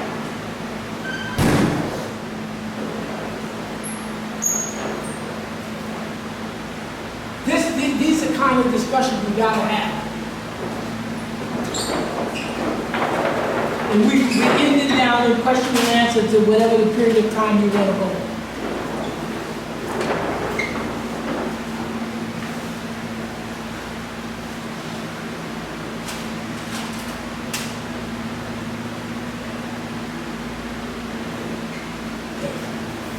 So we ended with Burkina Faso.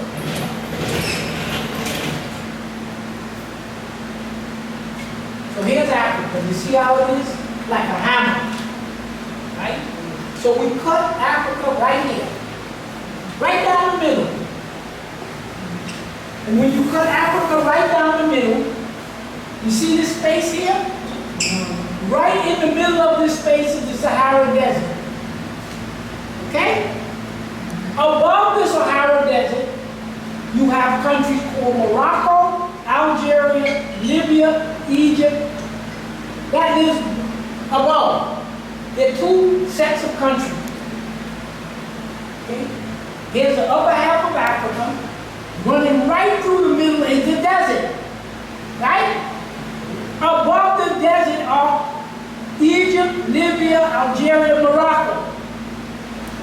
Below the desert, the Sahara Desert, are 7 or 8 countries we're dealing with. So now you look at the map and you say, oh, the desert is running across here. We're dealing with those 7 or 8 countries that live below the Sahara Desert, but above the equator. You get it?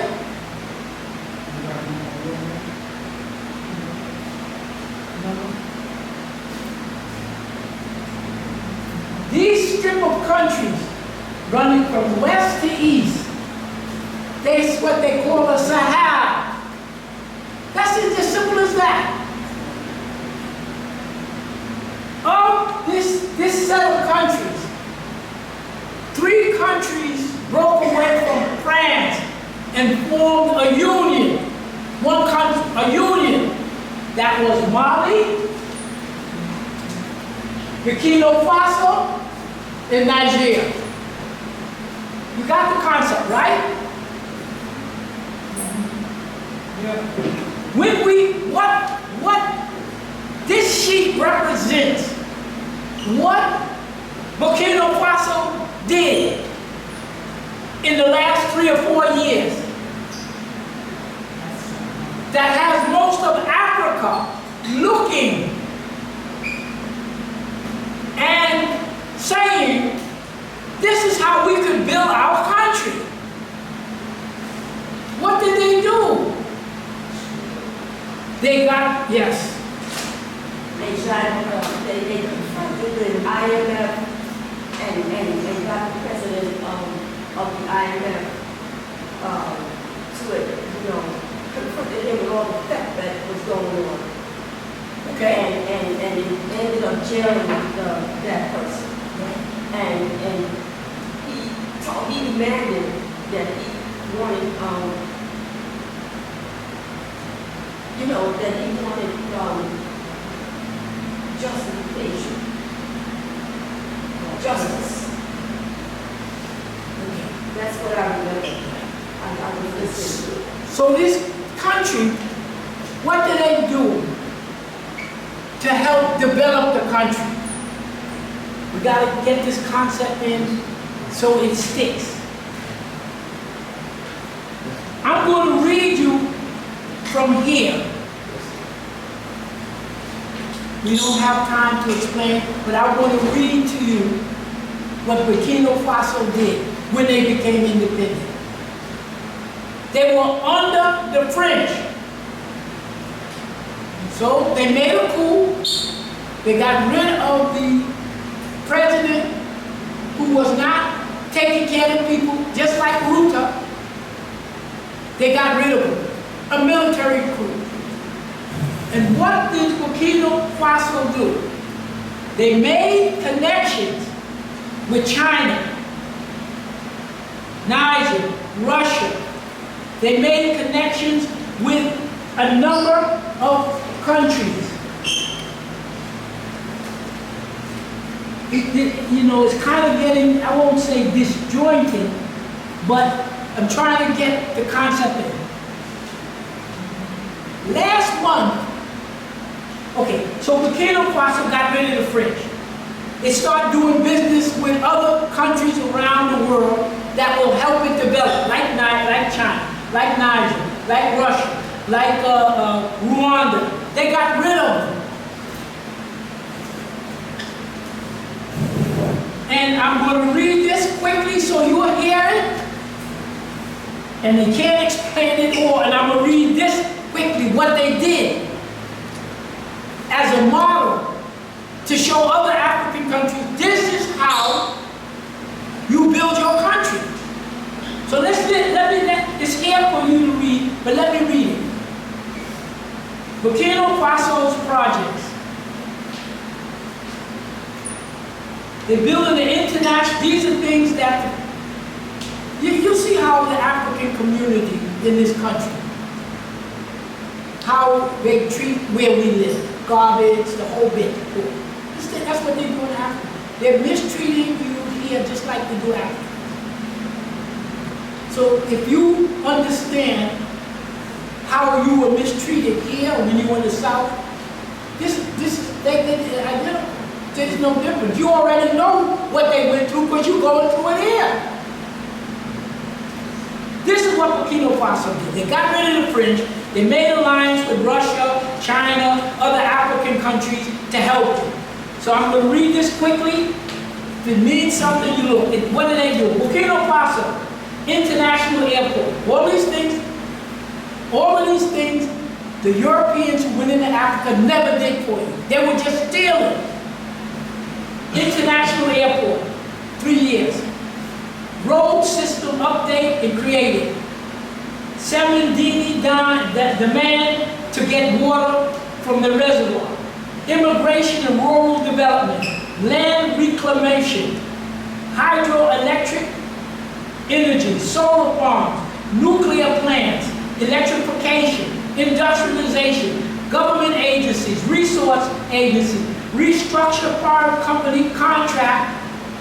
Value-added structure, job creation, educational system, skilled labor, security structure comprehensive. Everything that you got here, or you take for granted, they were denied. So they're rebuilding the country. The same way you built this country to what it is. Water system, as Professor Mackey said, we created the whole concept of public health. You read this, and then the last thing, just 2 weeks ago, India, Turkey, Cuba, Gabon, Equatorial Africa, Sierra Leone, Bangladesh, and Luxembourg, they all presented their credentials to these African countries. I want to work with you. Abraham Torres, close ties with Russia, and this is what with Russia and with India. So just feeding this to you, there's a whole realm of what is going on.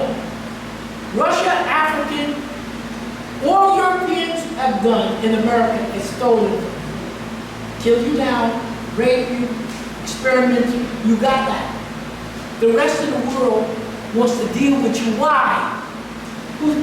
Let me read to you. Okay, let me end it here. I'm going to read to you what Africa provides to Europe and what Africa provides to China. Without these things coming from Africa, they were stealing it. Coal that you burn, gas, oil and wood,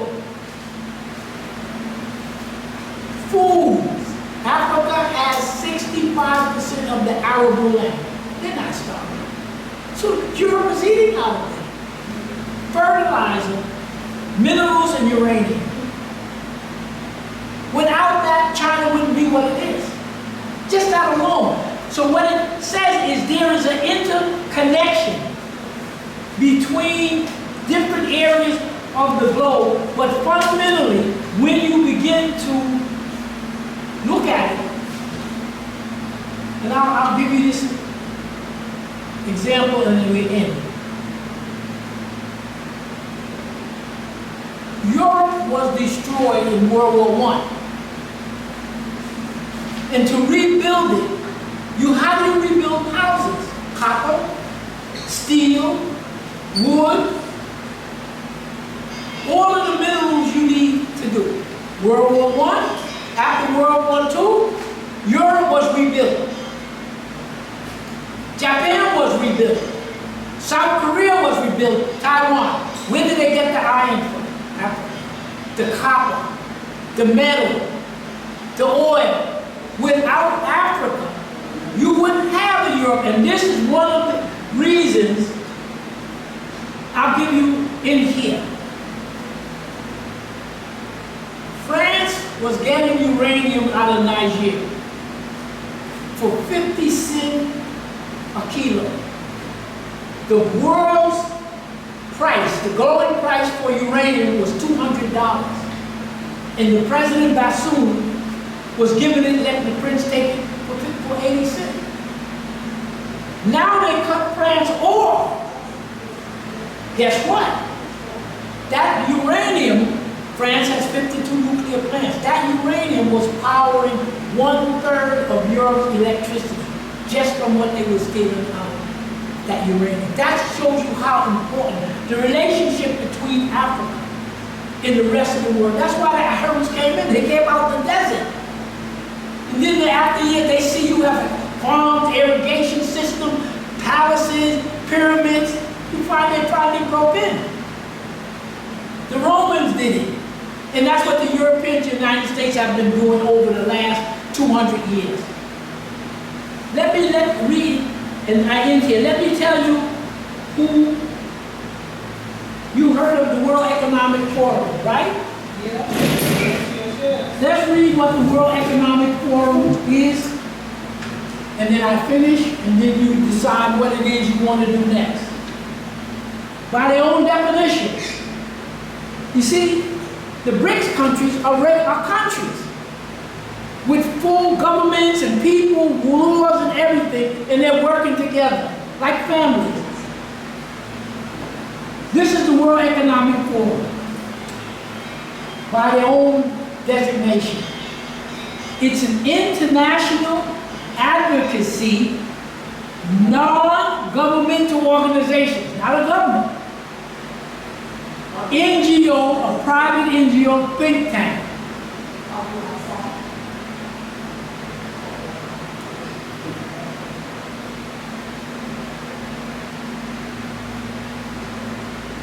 Where is it headquartered and based in? Based Canton, Cologne, Geneva, Switzerland. Now that's a white organization. Founded January 24, 1971 by a German engineer, Klaus Schwab. It's a lobbying organization to influence global agendas, decision making, public and private. So they want to go around and tell the world how to live. What these people are the descendants of those Anglo-Saxon Germans, Americans, and the rest of the people who did colonization for them. Decision making, public and private, cooperation. The official language is English. Formerly called the European Management Forum, a state mission to improve the state of the world by engaging in business, politics, academic, and others.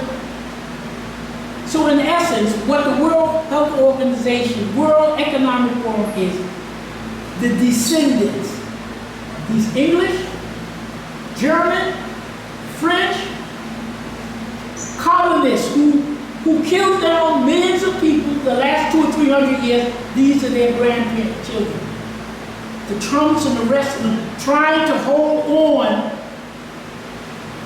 to their ill-gotten gains. Okay, so I'm going to end here, and we try to do the best we can with the presentation to put into your minds different concepts. Now, any of this you want to look at, you read, and you decide whether it's important. Because these are the things that are driving.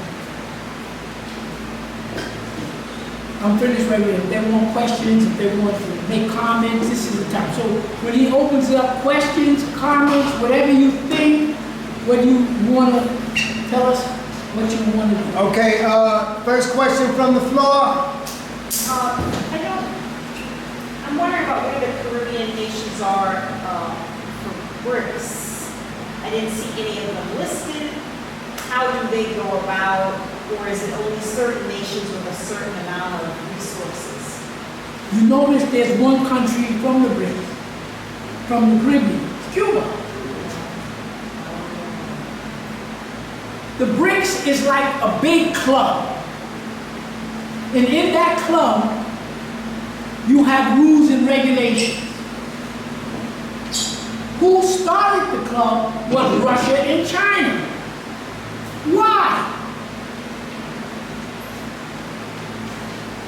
Okay, that's in the next session.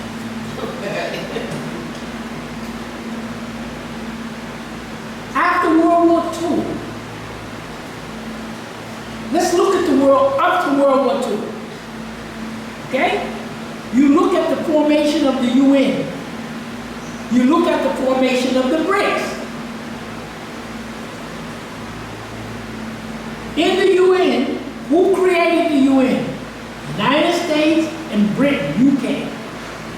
They brought France on. They brought communist China on, because that was their boy in China. And I'll get you. And they brought on Russia, because Russia was, after World War II, a powerful military Soviet Union. So those were the five. So the United States and Britain created the UN. They brought on France, and they brought on China, and they brought on United States, France.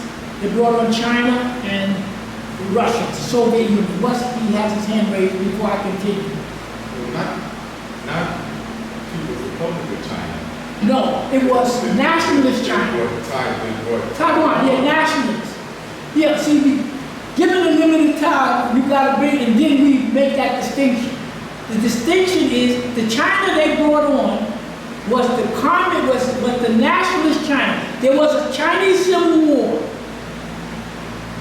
The communists won the war. Mao Zedong backed by Russia. Stalin. The United States backed the nationalists.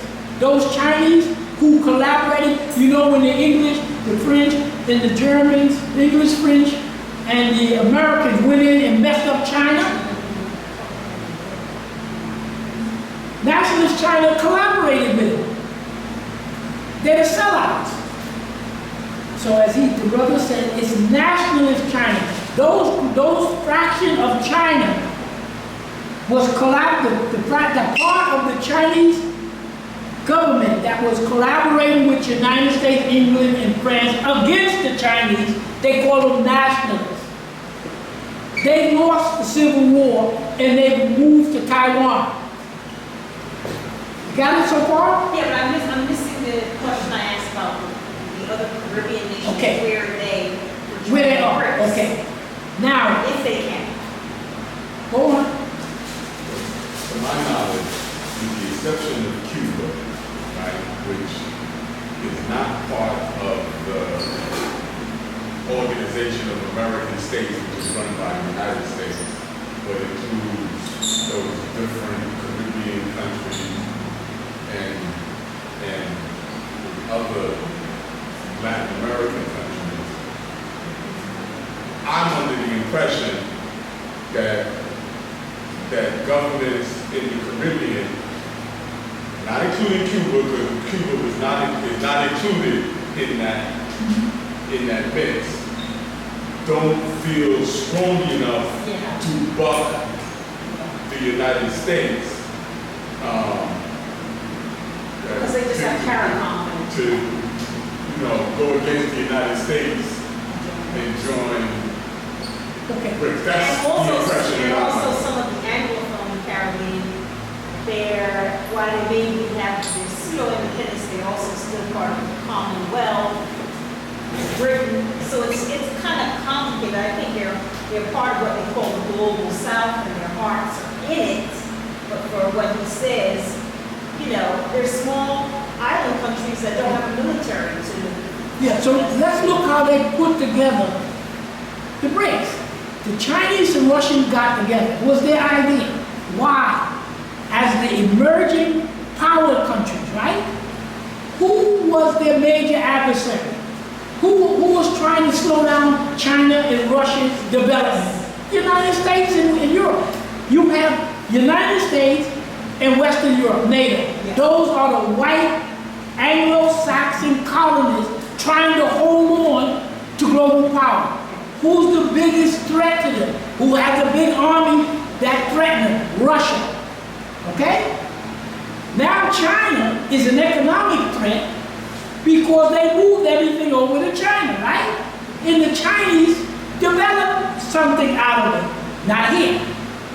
So the analysis that I'm making is based upon what actually happened. Russia and China got together. They won a rise, and now they have to confront the United States and Western Europe. So now you want to build a club. The Brics is a club of all non-white countries who want to live in the world like they were living before the Europeans Europeans conquered it. Okay? Nobody in the world wants the way the world run after World War II. United States, England, France, they run in the world, right? So the United States and China said, no, we ain't going for it. We were here, we'd be for it. Okay, you get that. Well, yeah, but you also have to include, when we say non-white, we do have some white, but they're, I guess, Eastern. We're talking concepts here. Yeah. Most of 90, what part of the world suffered tens of millions of loss of population? South America, there was no whites there, they were all people of color. Africa, and no whites there. All of that invasion that the United States bothered the Philippines, China, United States, France, and Europe, England, United States, France, and UK, they jumped on China, broke it down. Then they went in, they jumped on India, broke it down, because the Indian and the American, the England and the British, they were arguing about how many indigenous Indians were killed under the British. They came up to at least 70, 80 million. So the British had killed out 700 million human beings, that area. They killed down probably 100, 200 million Africans. How many millions? They were killing people by the million, who suffered the massive loss of humanity. All of the non-white people who were in Central South America, all of the non-white people who were in what you call United States and Canada, right? All of the non-white people. The world is what? 95%. They went around the world conquering. In the land mass that they now control is rich. How did they get it? They killed off the human beings who were there. The human beings who were there happened to be people of color. Is this correct? Okay.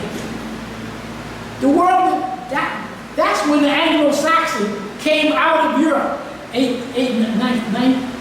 14 to 1100, 1200, they began to escape. The Portuguese and the Spanish, what's the first thing they did?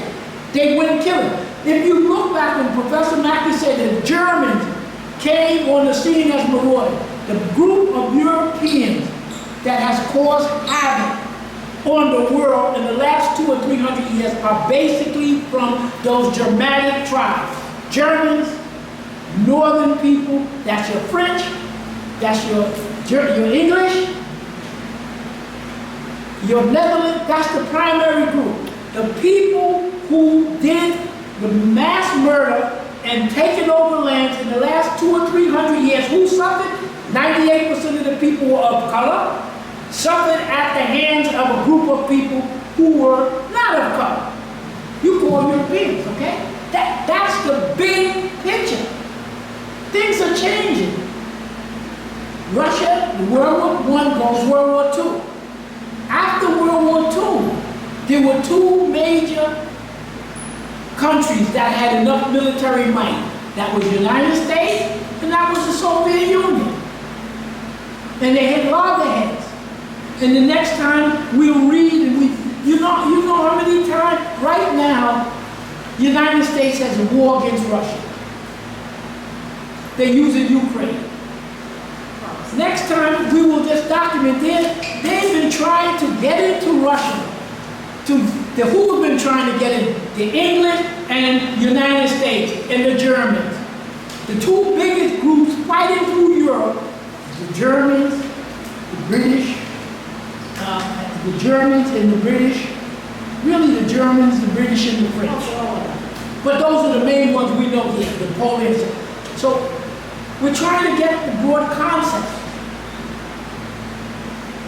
Let me just throw another little piece. Okay. The countries they are admitting the Russians and the Chinese started it. They said, let's bring in we need big, powerful countries to build our bloc, right? So Russia and China asked India. That's who let India in. Russia and China let in because they're making the rules. Russia, China, and India, they said, we could use Brazil. You notice these are big countries, big population. So Russia and China are trying to build an organization to counteract the US, France, and England, but you need big, powerful countries. Okay, now you got China, you got Russia, you got Brazil, and India. These have massive population. So now you're building with the big guys. And then they said, let's bring in South Africa. But South Africa didn't have a massive population. They didn't have a big global economy. But let me ask you a question. Why do you think the Chinese, the Russians, what you call the guy from South America, and India. Russia is Europe, Asia. China is Asia. India is Asia. And then they brought in, the South American giant. They only want a big giant. But South Africa is not a big giant. It doesn't have a massive population. In your opinion, why do you think they asked China? It was only 4 at first, 2, Russia and China. Let's bring in some big, powerful person. Let's invite Brazil, and let's invite India. That's how they got. Who chose them? Russian and Chinese. The rules of Brics is that whoever is the members, they choose the next guy to come in. That's how it's done. And you're right. They have certain criteria for certain specific reasons. So now, why do you think those nations asked South Africa to come in? South Africa didn't have a massive population. Why do you think? Huh? What are they trying to build? A global powerhouse, primarily of people of color. Who are they fighting? The biggest headache the Chinese and Russians are fighting is the United States and Europe. That's the big enemy. The United States and Europe is the enemy of all people of color. Pure and simple. So Russia and China, they're trying to rebuild. Who's the obstacle?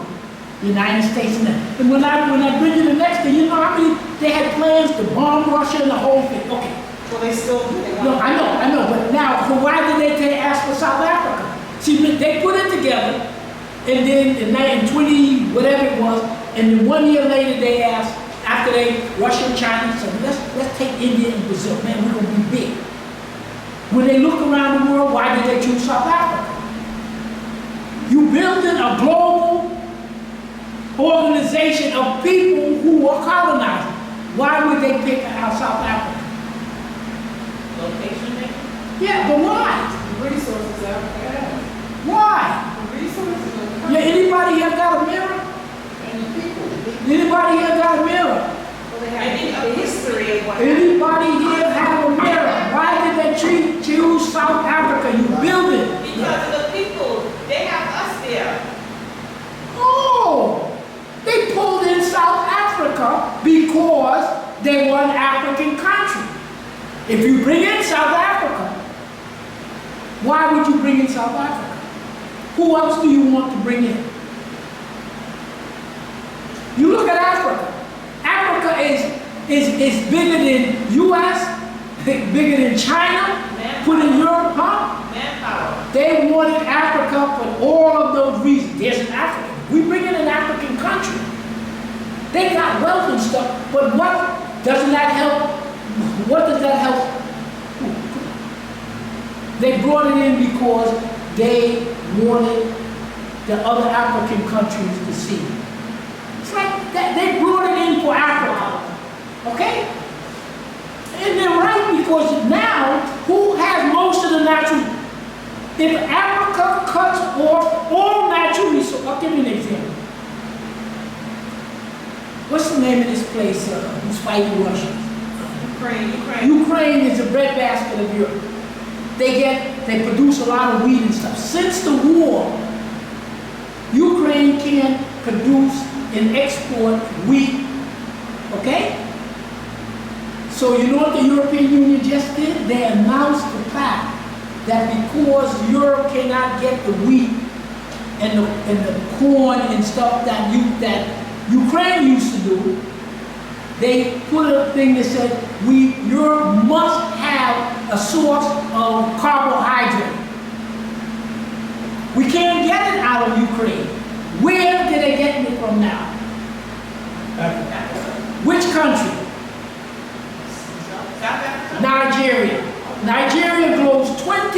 90% of the cassava, and the European just made a designation that we must have cassava as a grain, and the only place we can get a ready supply is Nigeria. So what is Europe saying? If we can't get Nigerian cassava, we're in big trouble because you can't get a carbohydrate. You see, that's a small understanding of what happened. You see, Africa, so you understand what I just said? Well, yeah, I do, but here's the other issue though.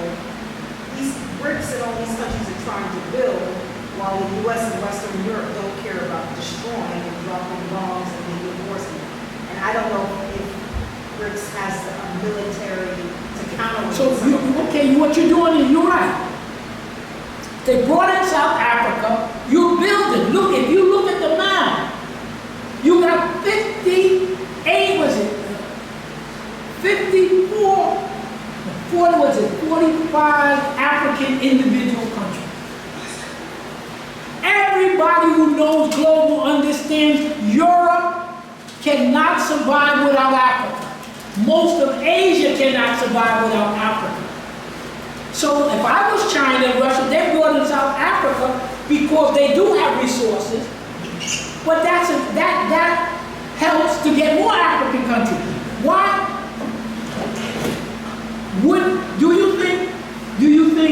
Why do you think the African countries that want to join the Brics, they're letting them join? Why? What does the African countries bring to Brics? Vast amount of food, most of the minerals. It's a storehouse. You can't. The only country that has the resources Africa have is Russia. Africa has about a third to half of all of the known resources on the globe. It's got 65–70% of the arable land. Why would you want to build with all of these countries here?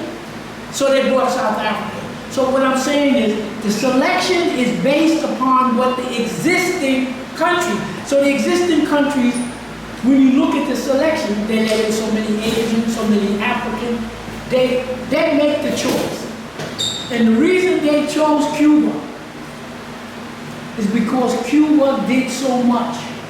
So if you look at all of the Caribbean countries, which country is the most, has the most history of really fighting?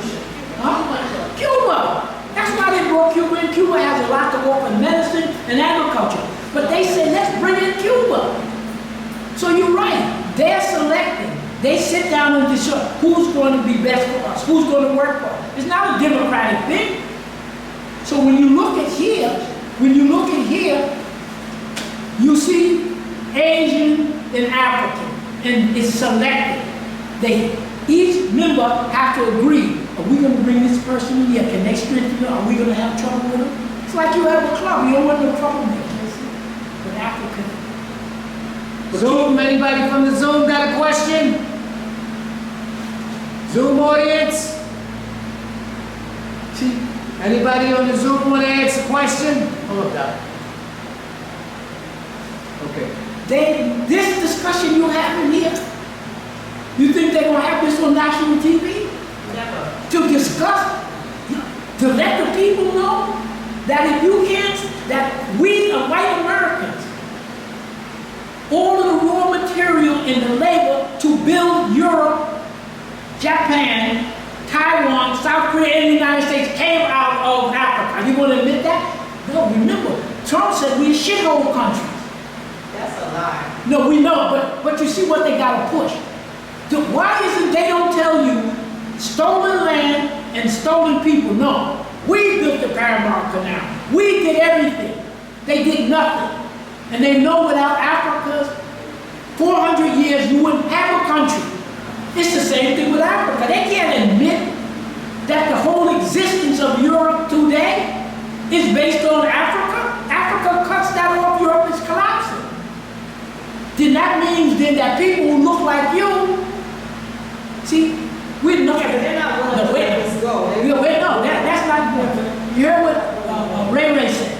Professor Dr. McIntosh is dealing with that program. What's the program? Good time. Why is it that these white people feel it necessary to degrade us in front of the world? Again. No, to degrade us in front of the world, Again. so that the world doesn't understand your importance.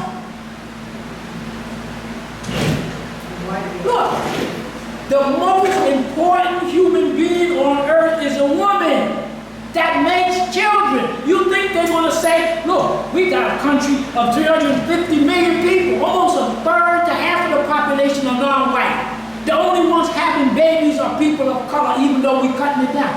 They can't let the world know how important Africa is, and that black woman, when you see that black woman, the ball game is over. That's why Trump want to ban abortion now. It's not for us, it's for them. Something is wrong with white people, that they don't want to have babies. Whatever it is, they're in negative birth rate. Okay, you understand it? Now, so what I'm saying is, they can't, this thing that they're doing on the TV is to degrade us. Black people don't have their shithole country. You can't give them. They don't want the world to recognize who you are and the contribution to make the world. Then when you compare to them. Okay, now,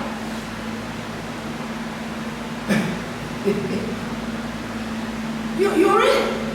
You are in.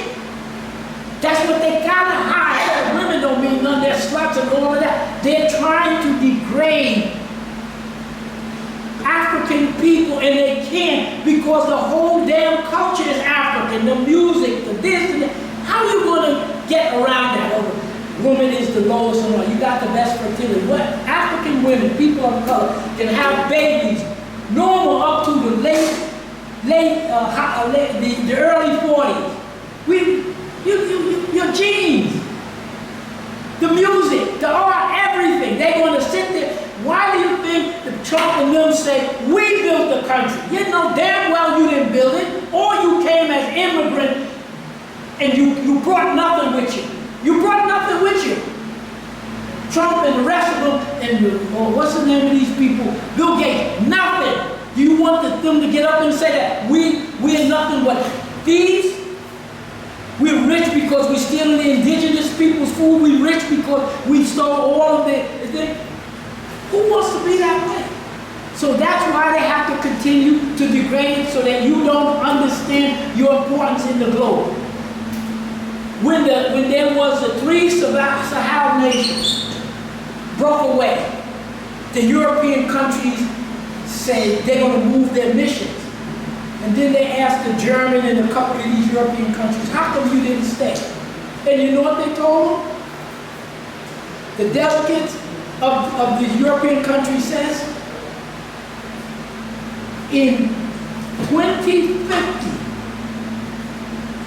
most of the world's population is in Africa. They're young, they have most of the labor there. Africa is the beginning. It's the world. They're saying if we disconnect from Africa, we ain't gonna get the food. We ain't gonna get the wood, we ain't gonna get anything. Africa is the engine.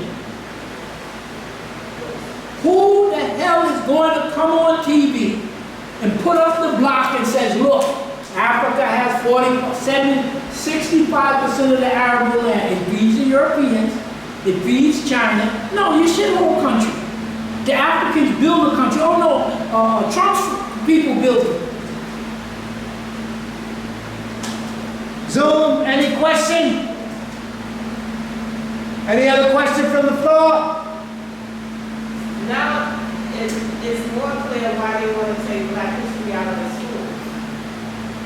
They can't do it. So they can't do it? The history of the country is black. They can't do it. You're going to tell the people, when the English came here, the first group of slaves that the English businessmen came here were Irish. They couldn't do the work, so they came and got us. How are you going to admit, and you sitting there, a billionaire and everything, and say, my grandfather came off the damn boat as an illegal alien with nothing. They forgot to tell you about when they had to spray all of the Europeans when they came here. All of these chickapox reasons amongst the Africans didn't bring it here. They brought it here. How are you going to admit to the world who you are. You can. I ain't gonna take that. There's too many books. So what's the next stage with this now? With what? With where you're going? Because, you know, you have some of the African countries still in the pockets in the West. War. I mean, these people don't want to give up their imperial colonial power easily. And they don't mind dropping in a nuclear weapon if they have to. So, I mean, like, I think there is some concern for that. Let me put it to you this way. The Europeans know that in Africa, if they could not get anything to Africa, they would starve. No food.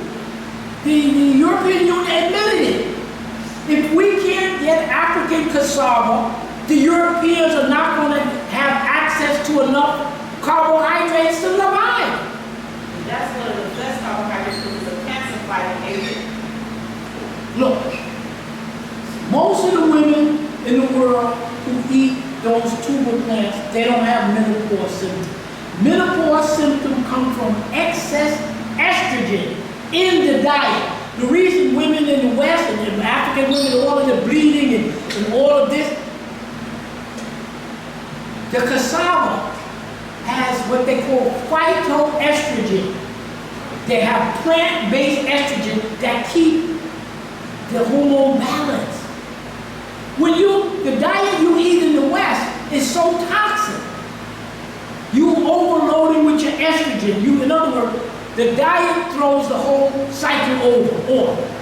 Most of the people in the world who eat the root plants and cassava, they don't have hot flashes. Hot flashes and bleeding, all that is excess estrogen and hormones from your diet. They're not going to tell you that because they want to sell you the garbage food, and they're not going to tell you that because they don't want to admit that what Africa and the rest of the world has been living by. Look, what do they call it, that the guy, the Flexner report. We got to read the Flexner report. We got to go over the Flexner report. The Flexner report was Rockefeller and the rest of them hired this guy to go around,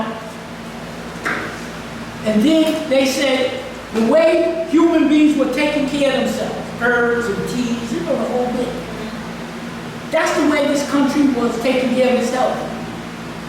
Indigenous medicine and stuff in Africa, no European. So Flexner went around and they wrote up a paper that says all of the ways that the African and the Europe and the indigenous people, how to use cinnamon for diabetes and how to use this for that use. It's all big. That's how most of the world stuff. They say that they banned that. They banned it. Had a law passed that the only health treatment that can be given in the United States and Canada has to be given by a doctor. That doctor is going to have to be trained in this university. This university is connected to the white university, and the only one can be a doctor is white men. And they said the only treatment that you can give people is chemo, radiation, and medication. That's all you're offered in the medical system in the United States and Canada and Europe. Chemo, radiation, and surgery. Nothing else. Oh, no more using cinnamon. No more using this herb and that herb. Most of what keeps you healthy is in the diet. It's your environment. This is, like I said, 1970, everybody in this country ate organic. When they started poisoning the food with all these drugs and everything and processing and taking it out, cancer, the three top forms of what's going to kill the average American people. The biggest killer is cardiovascular, heart disease and stroke. Diet. The third biggest killer is cancer. Cancer is because you got all these toxins and you're not taking the natural stuff to balance it. And you know who the second largest death cause that you will die of in America? Cardiovascular health, cardiovascular and stroke. Number 3 is cancer, and what's number 2? Huh? They give you this usually when you're in the hospital. What's the 3rd largest killer in this country, according to their documentation? Cardiovascular strokes are 1, cancer is 3. What? Shane, what's number 2? Yeah. Stress. No. You said number 3. One. You said number 1. Number 3 is cancer. You're going to die if you live long enough in this society with all these toxins. You want to die of cancer, or you want to die of cardiovascular disease, stroke, or heart. Because the diet and stress, that's what breaks you down. But there's one in between that. It's been in the journals. I don't know whether that means they consider it official, but healthcare related. What you mean healthcare? Health stuff that's You related specifically, to the. no, say it one word. The damn doctors and medicine are the largest, second largest. You buy a little book, Death by Medicine. They did the analysis. 750,000 adults is killed in the United States because of what the medical profession does to them that should not have been done. Number 2, iatrogenic. Iatrogenic, goddamn doctor. No, I mean, this is reality. They know it. Okay, so, any other questions, Zoom?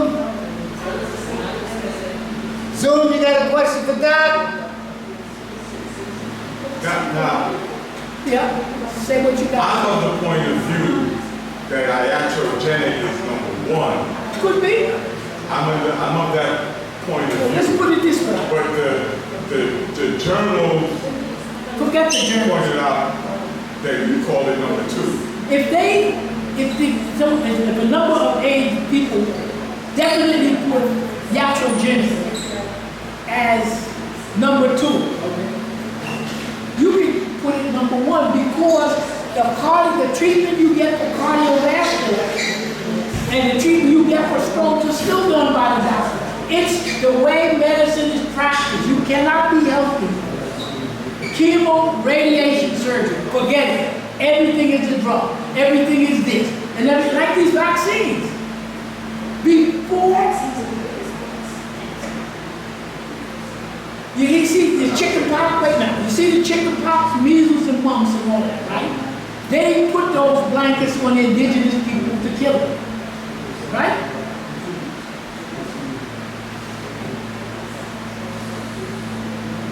Chicken pox, measles and mumps came to the United States only when the Europeans came here. We didn't have it here.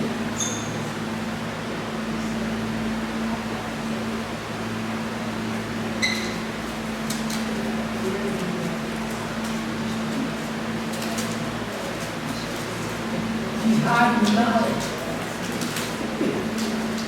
What were you saying? I'm just saying. Tell everybody. Their end game is destruction no matter what, whether it's food or medicine or war. And I don't see the point long term. Go on. I do not believe that their end game is destruction.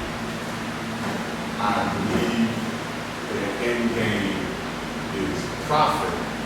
And if in order to profit, it has to destroy folks. Well, yes. Then so be Yeah, it. yeah. Their end game is profit, right? But the end game for us ends up being destroyed as a result of their end game being profit. Because Dr. Lewis, you have something in your papers that's very important. Bankers. That's what And the bankers in the collective West are all about moving these resources onto their assets sheets. When you look at the global picture, the next time I present, I'm going to show you the development the Asians are doing. Iran is located when you look at the map, Iran has a certain location. When you look at the mountains and deserts of Asia, in order for Russia, Iran, India, to trade with the rest of Asia, you have to do it through railroads. You see, why is it that Africans do not trade with Africans? You need railroads, you need roads to trade. So in order for the Africans will trade more and more with themselves when the roads come, with the railroads come. You can't trade when the country, you can't get to the country, okay? So one of the most important things that Africans have to do, and they're doing, is do like the United States. I remember going down south when there was no Route 95. It came down to Jersey, there was a dirt road. So the Africans, as they build their rail system and their road system, the rivers, they will be able to do more business with themselves. The Asians want to be able to deal with other Asians because everybody's resources was brought to Europe. After World War II, when the UN was created, they give you a list of 46 countries. Of the 46, only 4 of them were African. In the UN, when it first started, there were only 4 African countries here. Liberia, which was under US control. Egypt, which was under British control.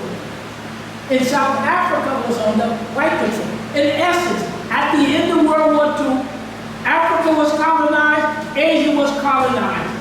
So the Africans and Asians were colonized by these white people up to at least 1950. See, when most of the African revolution that we're fighting for independence was what? 1930, 40, 50, 60.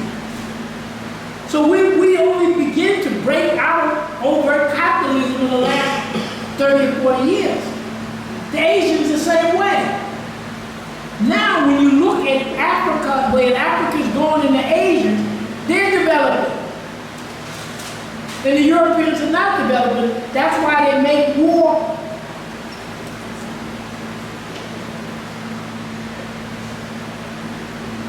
Why did, okay, how can you say it? What I'm saying is they're attacking Iran because Iran, geopolitically, the way it's situated, it's the center for moving trade between all of Asia, to hook up East Asia and West Asia. So the white people, the English, the US, they're trying to slow everybody's development down. Why do you think they did it to Libya, in Iraq, in Lebanon? All of these countries, the United States and Europe are trying to slow down the development of African countries. They're trying to slow down the development of Asian countries by force. So you can't see it all because you have to read and look into it. And the understanding that I have takes time. You look at this, you read this, and you put the pieces together. And you understand what's going on. So, right now, the United States' contribution to global trade, 1970, they controlled 70% of everything globally that was sold and made was in the United States. Okay? 70. At least 70 in 1970. Now, the United States only contributes 3 or 4% of global trade. The United States went from 1970 producing 60 or 70% of global goods. They're down to 2%. So their effect or the world is negligible? What is it that you think the Europeans can do? Now, saying that makes it sound like the people running the United States took some type of decline. But Took some that decline. No, they didn't. But You took the decline. those corporations found it more profitable to do the production in other countries. And Okay, so what got produced in the United States decreased. Yeah, But but those companies are still very well represented That's right. in the rest of the why world. did what this big package this thing they just passed with Trump? Trump didn't make it, Congress did it. Trump don't make the bills. Congress made this bill.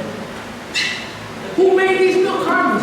Why did they make the bill? Because of they tell you in the second sheet, the big corporations pay the money to the Congress people and they give the big corporation whatever they want. It's right here. Number one.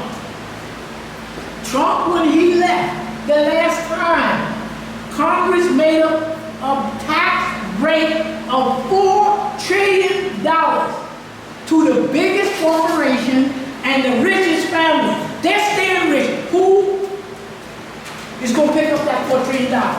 Who? Who? Taxpayers. Who the people talking about?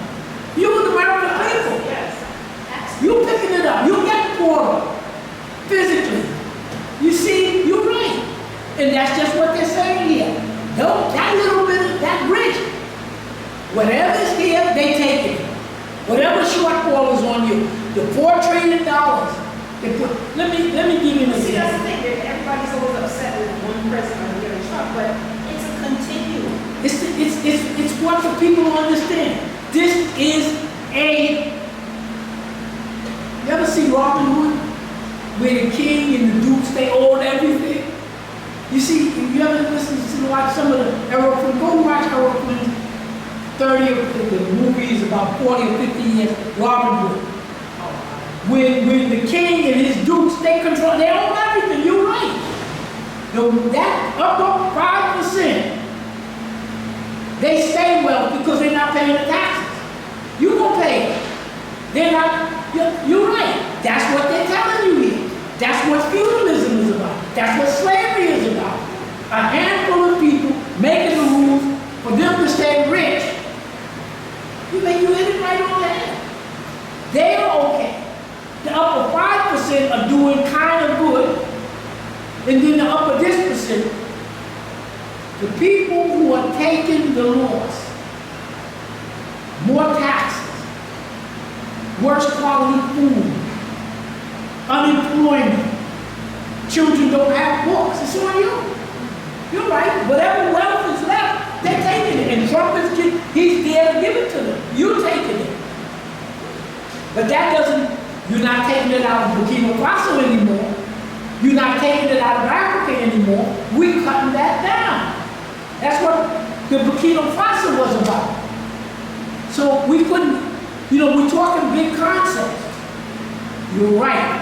You, I, the taxpayers, if you're not in that upper 5%, you're going down. They now define middle class.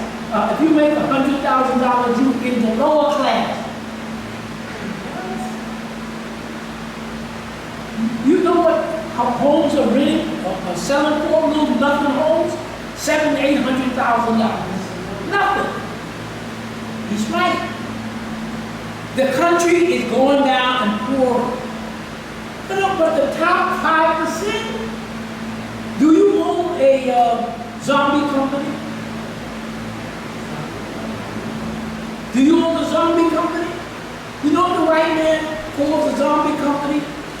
There's about a third of the big corporations he's talking about do not make enough money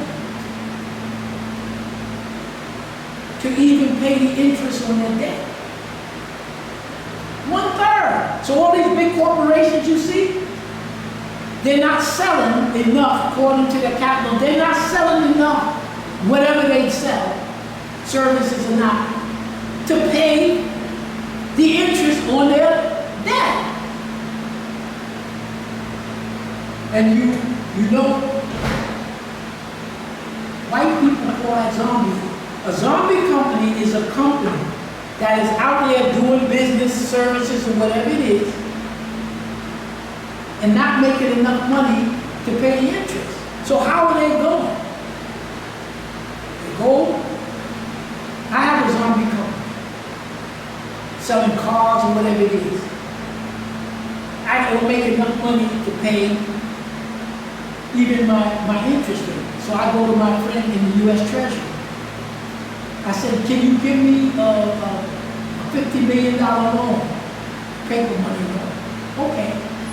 What's your collateral? My stock. You give me your stock as collateral, the stock is worthless. But we're boys. A zombie company is defined in this country as a company that is functioning but not making enough money to pay its thing. But how is it kept alive? They just keep artificially pumping. If you lose your job, can you go to the bank and say, I can't pay my credit card? Would you extend me some more credit? But you're not able to pay it. So what do you do? All right, ladies and gentlemen, give Dr. Lewis a great big hand. You can go over. This is 14. If you go on YouTube under BK Mackey History Club, you can start from number 1 and go all the way to number 14. This is just a continuation on what's going on. And as Dr. Lewis always says, you have to figure it out. He's not going to give you the answer, but he's giving you a blueprint. So give him a great big hand. Yes! You can have a conversation while we clean up. And thank you very much, Zoom audience. Also, thank you for the people that came out and supported the Mackey's group in this heat to get information. Because that's what we're about. So it's hot in New Year, it's hot all over. But we want to thank Dr. Lewis and thank the Zoom audience and thank the people that came out for the BK Mackey History Club lecture with number 14. 2 more weeks, we will have another speaker. I will text everybody. Dr. Lewis will be back with number 15.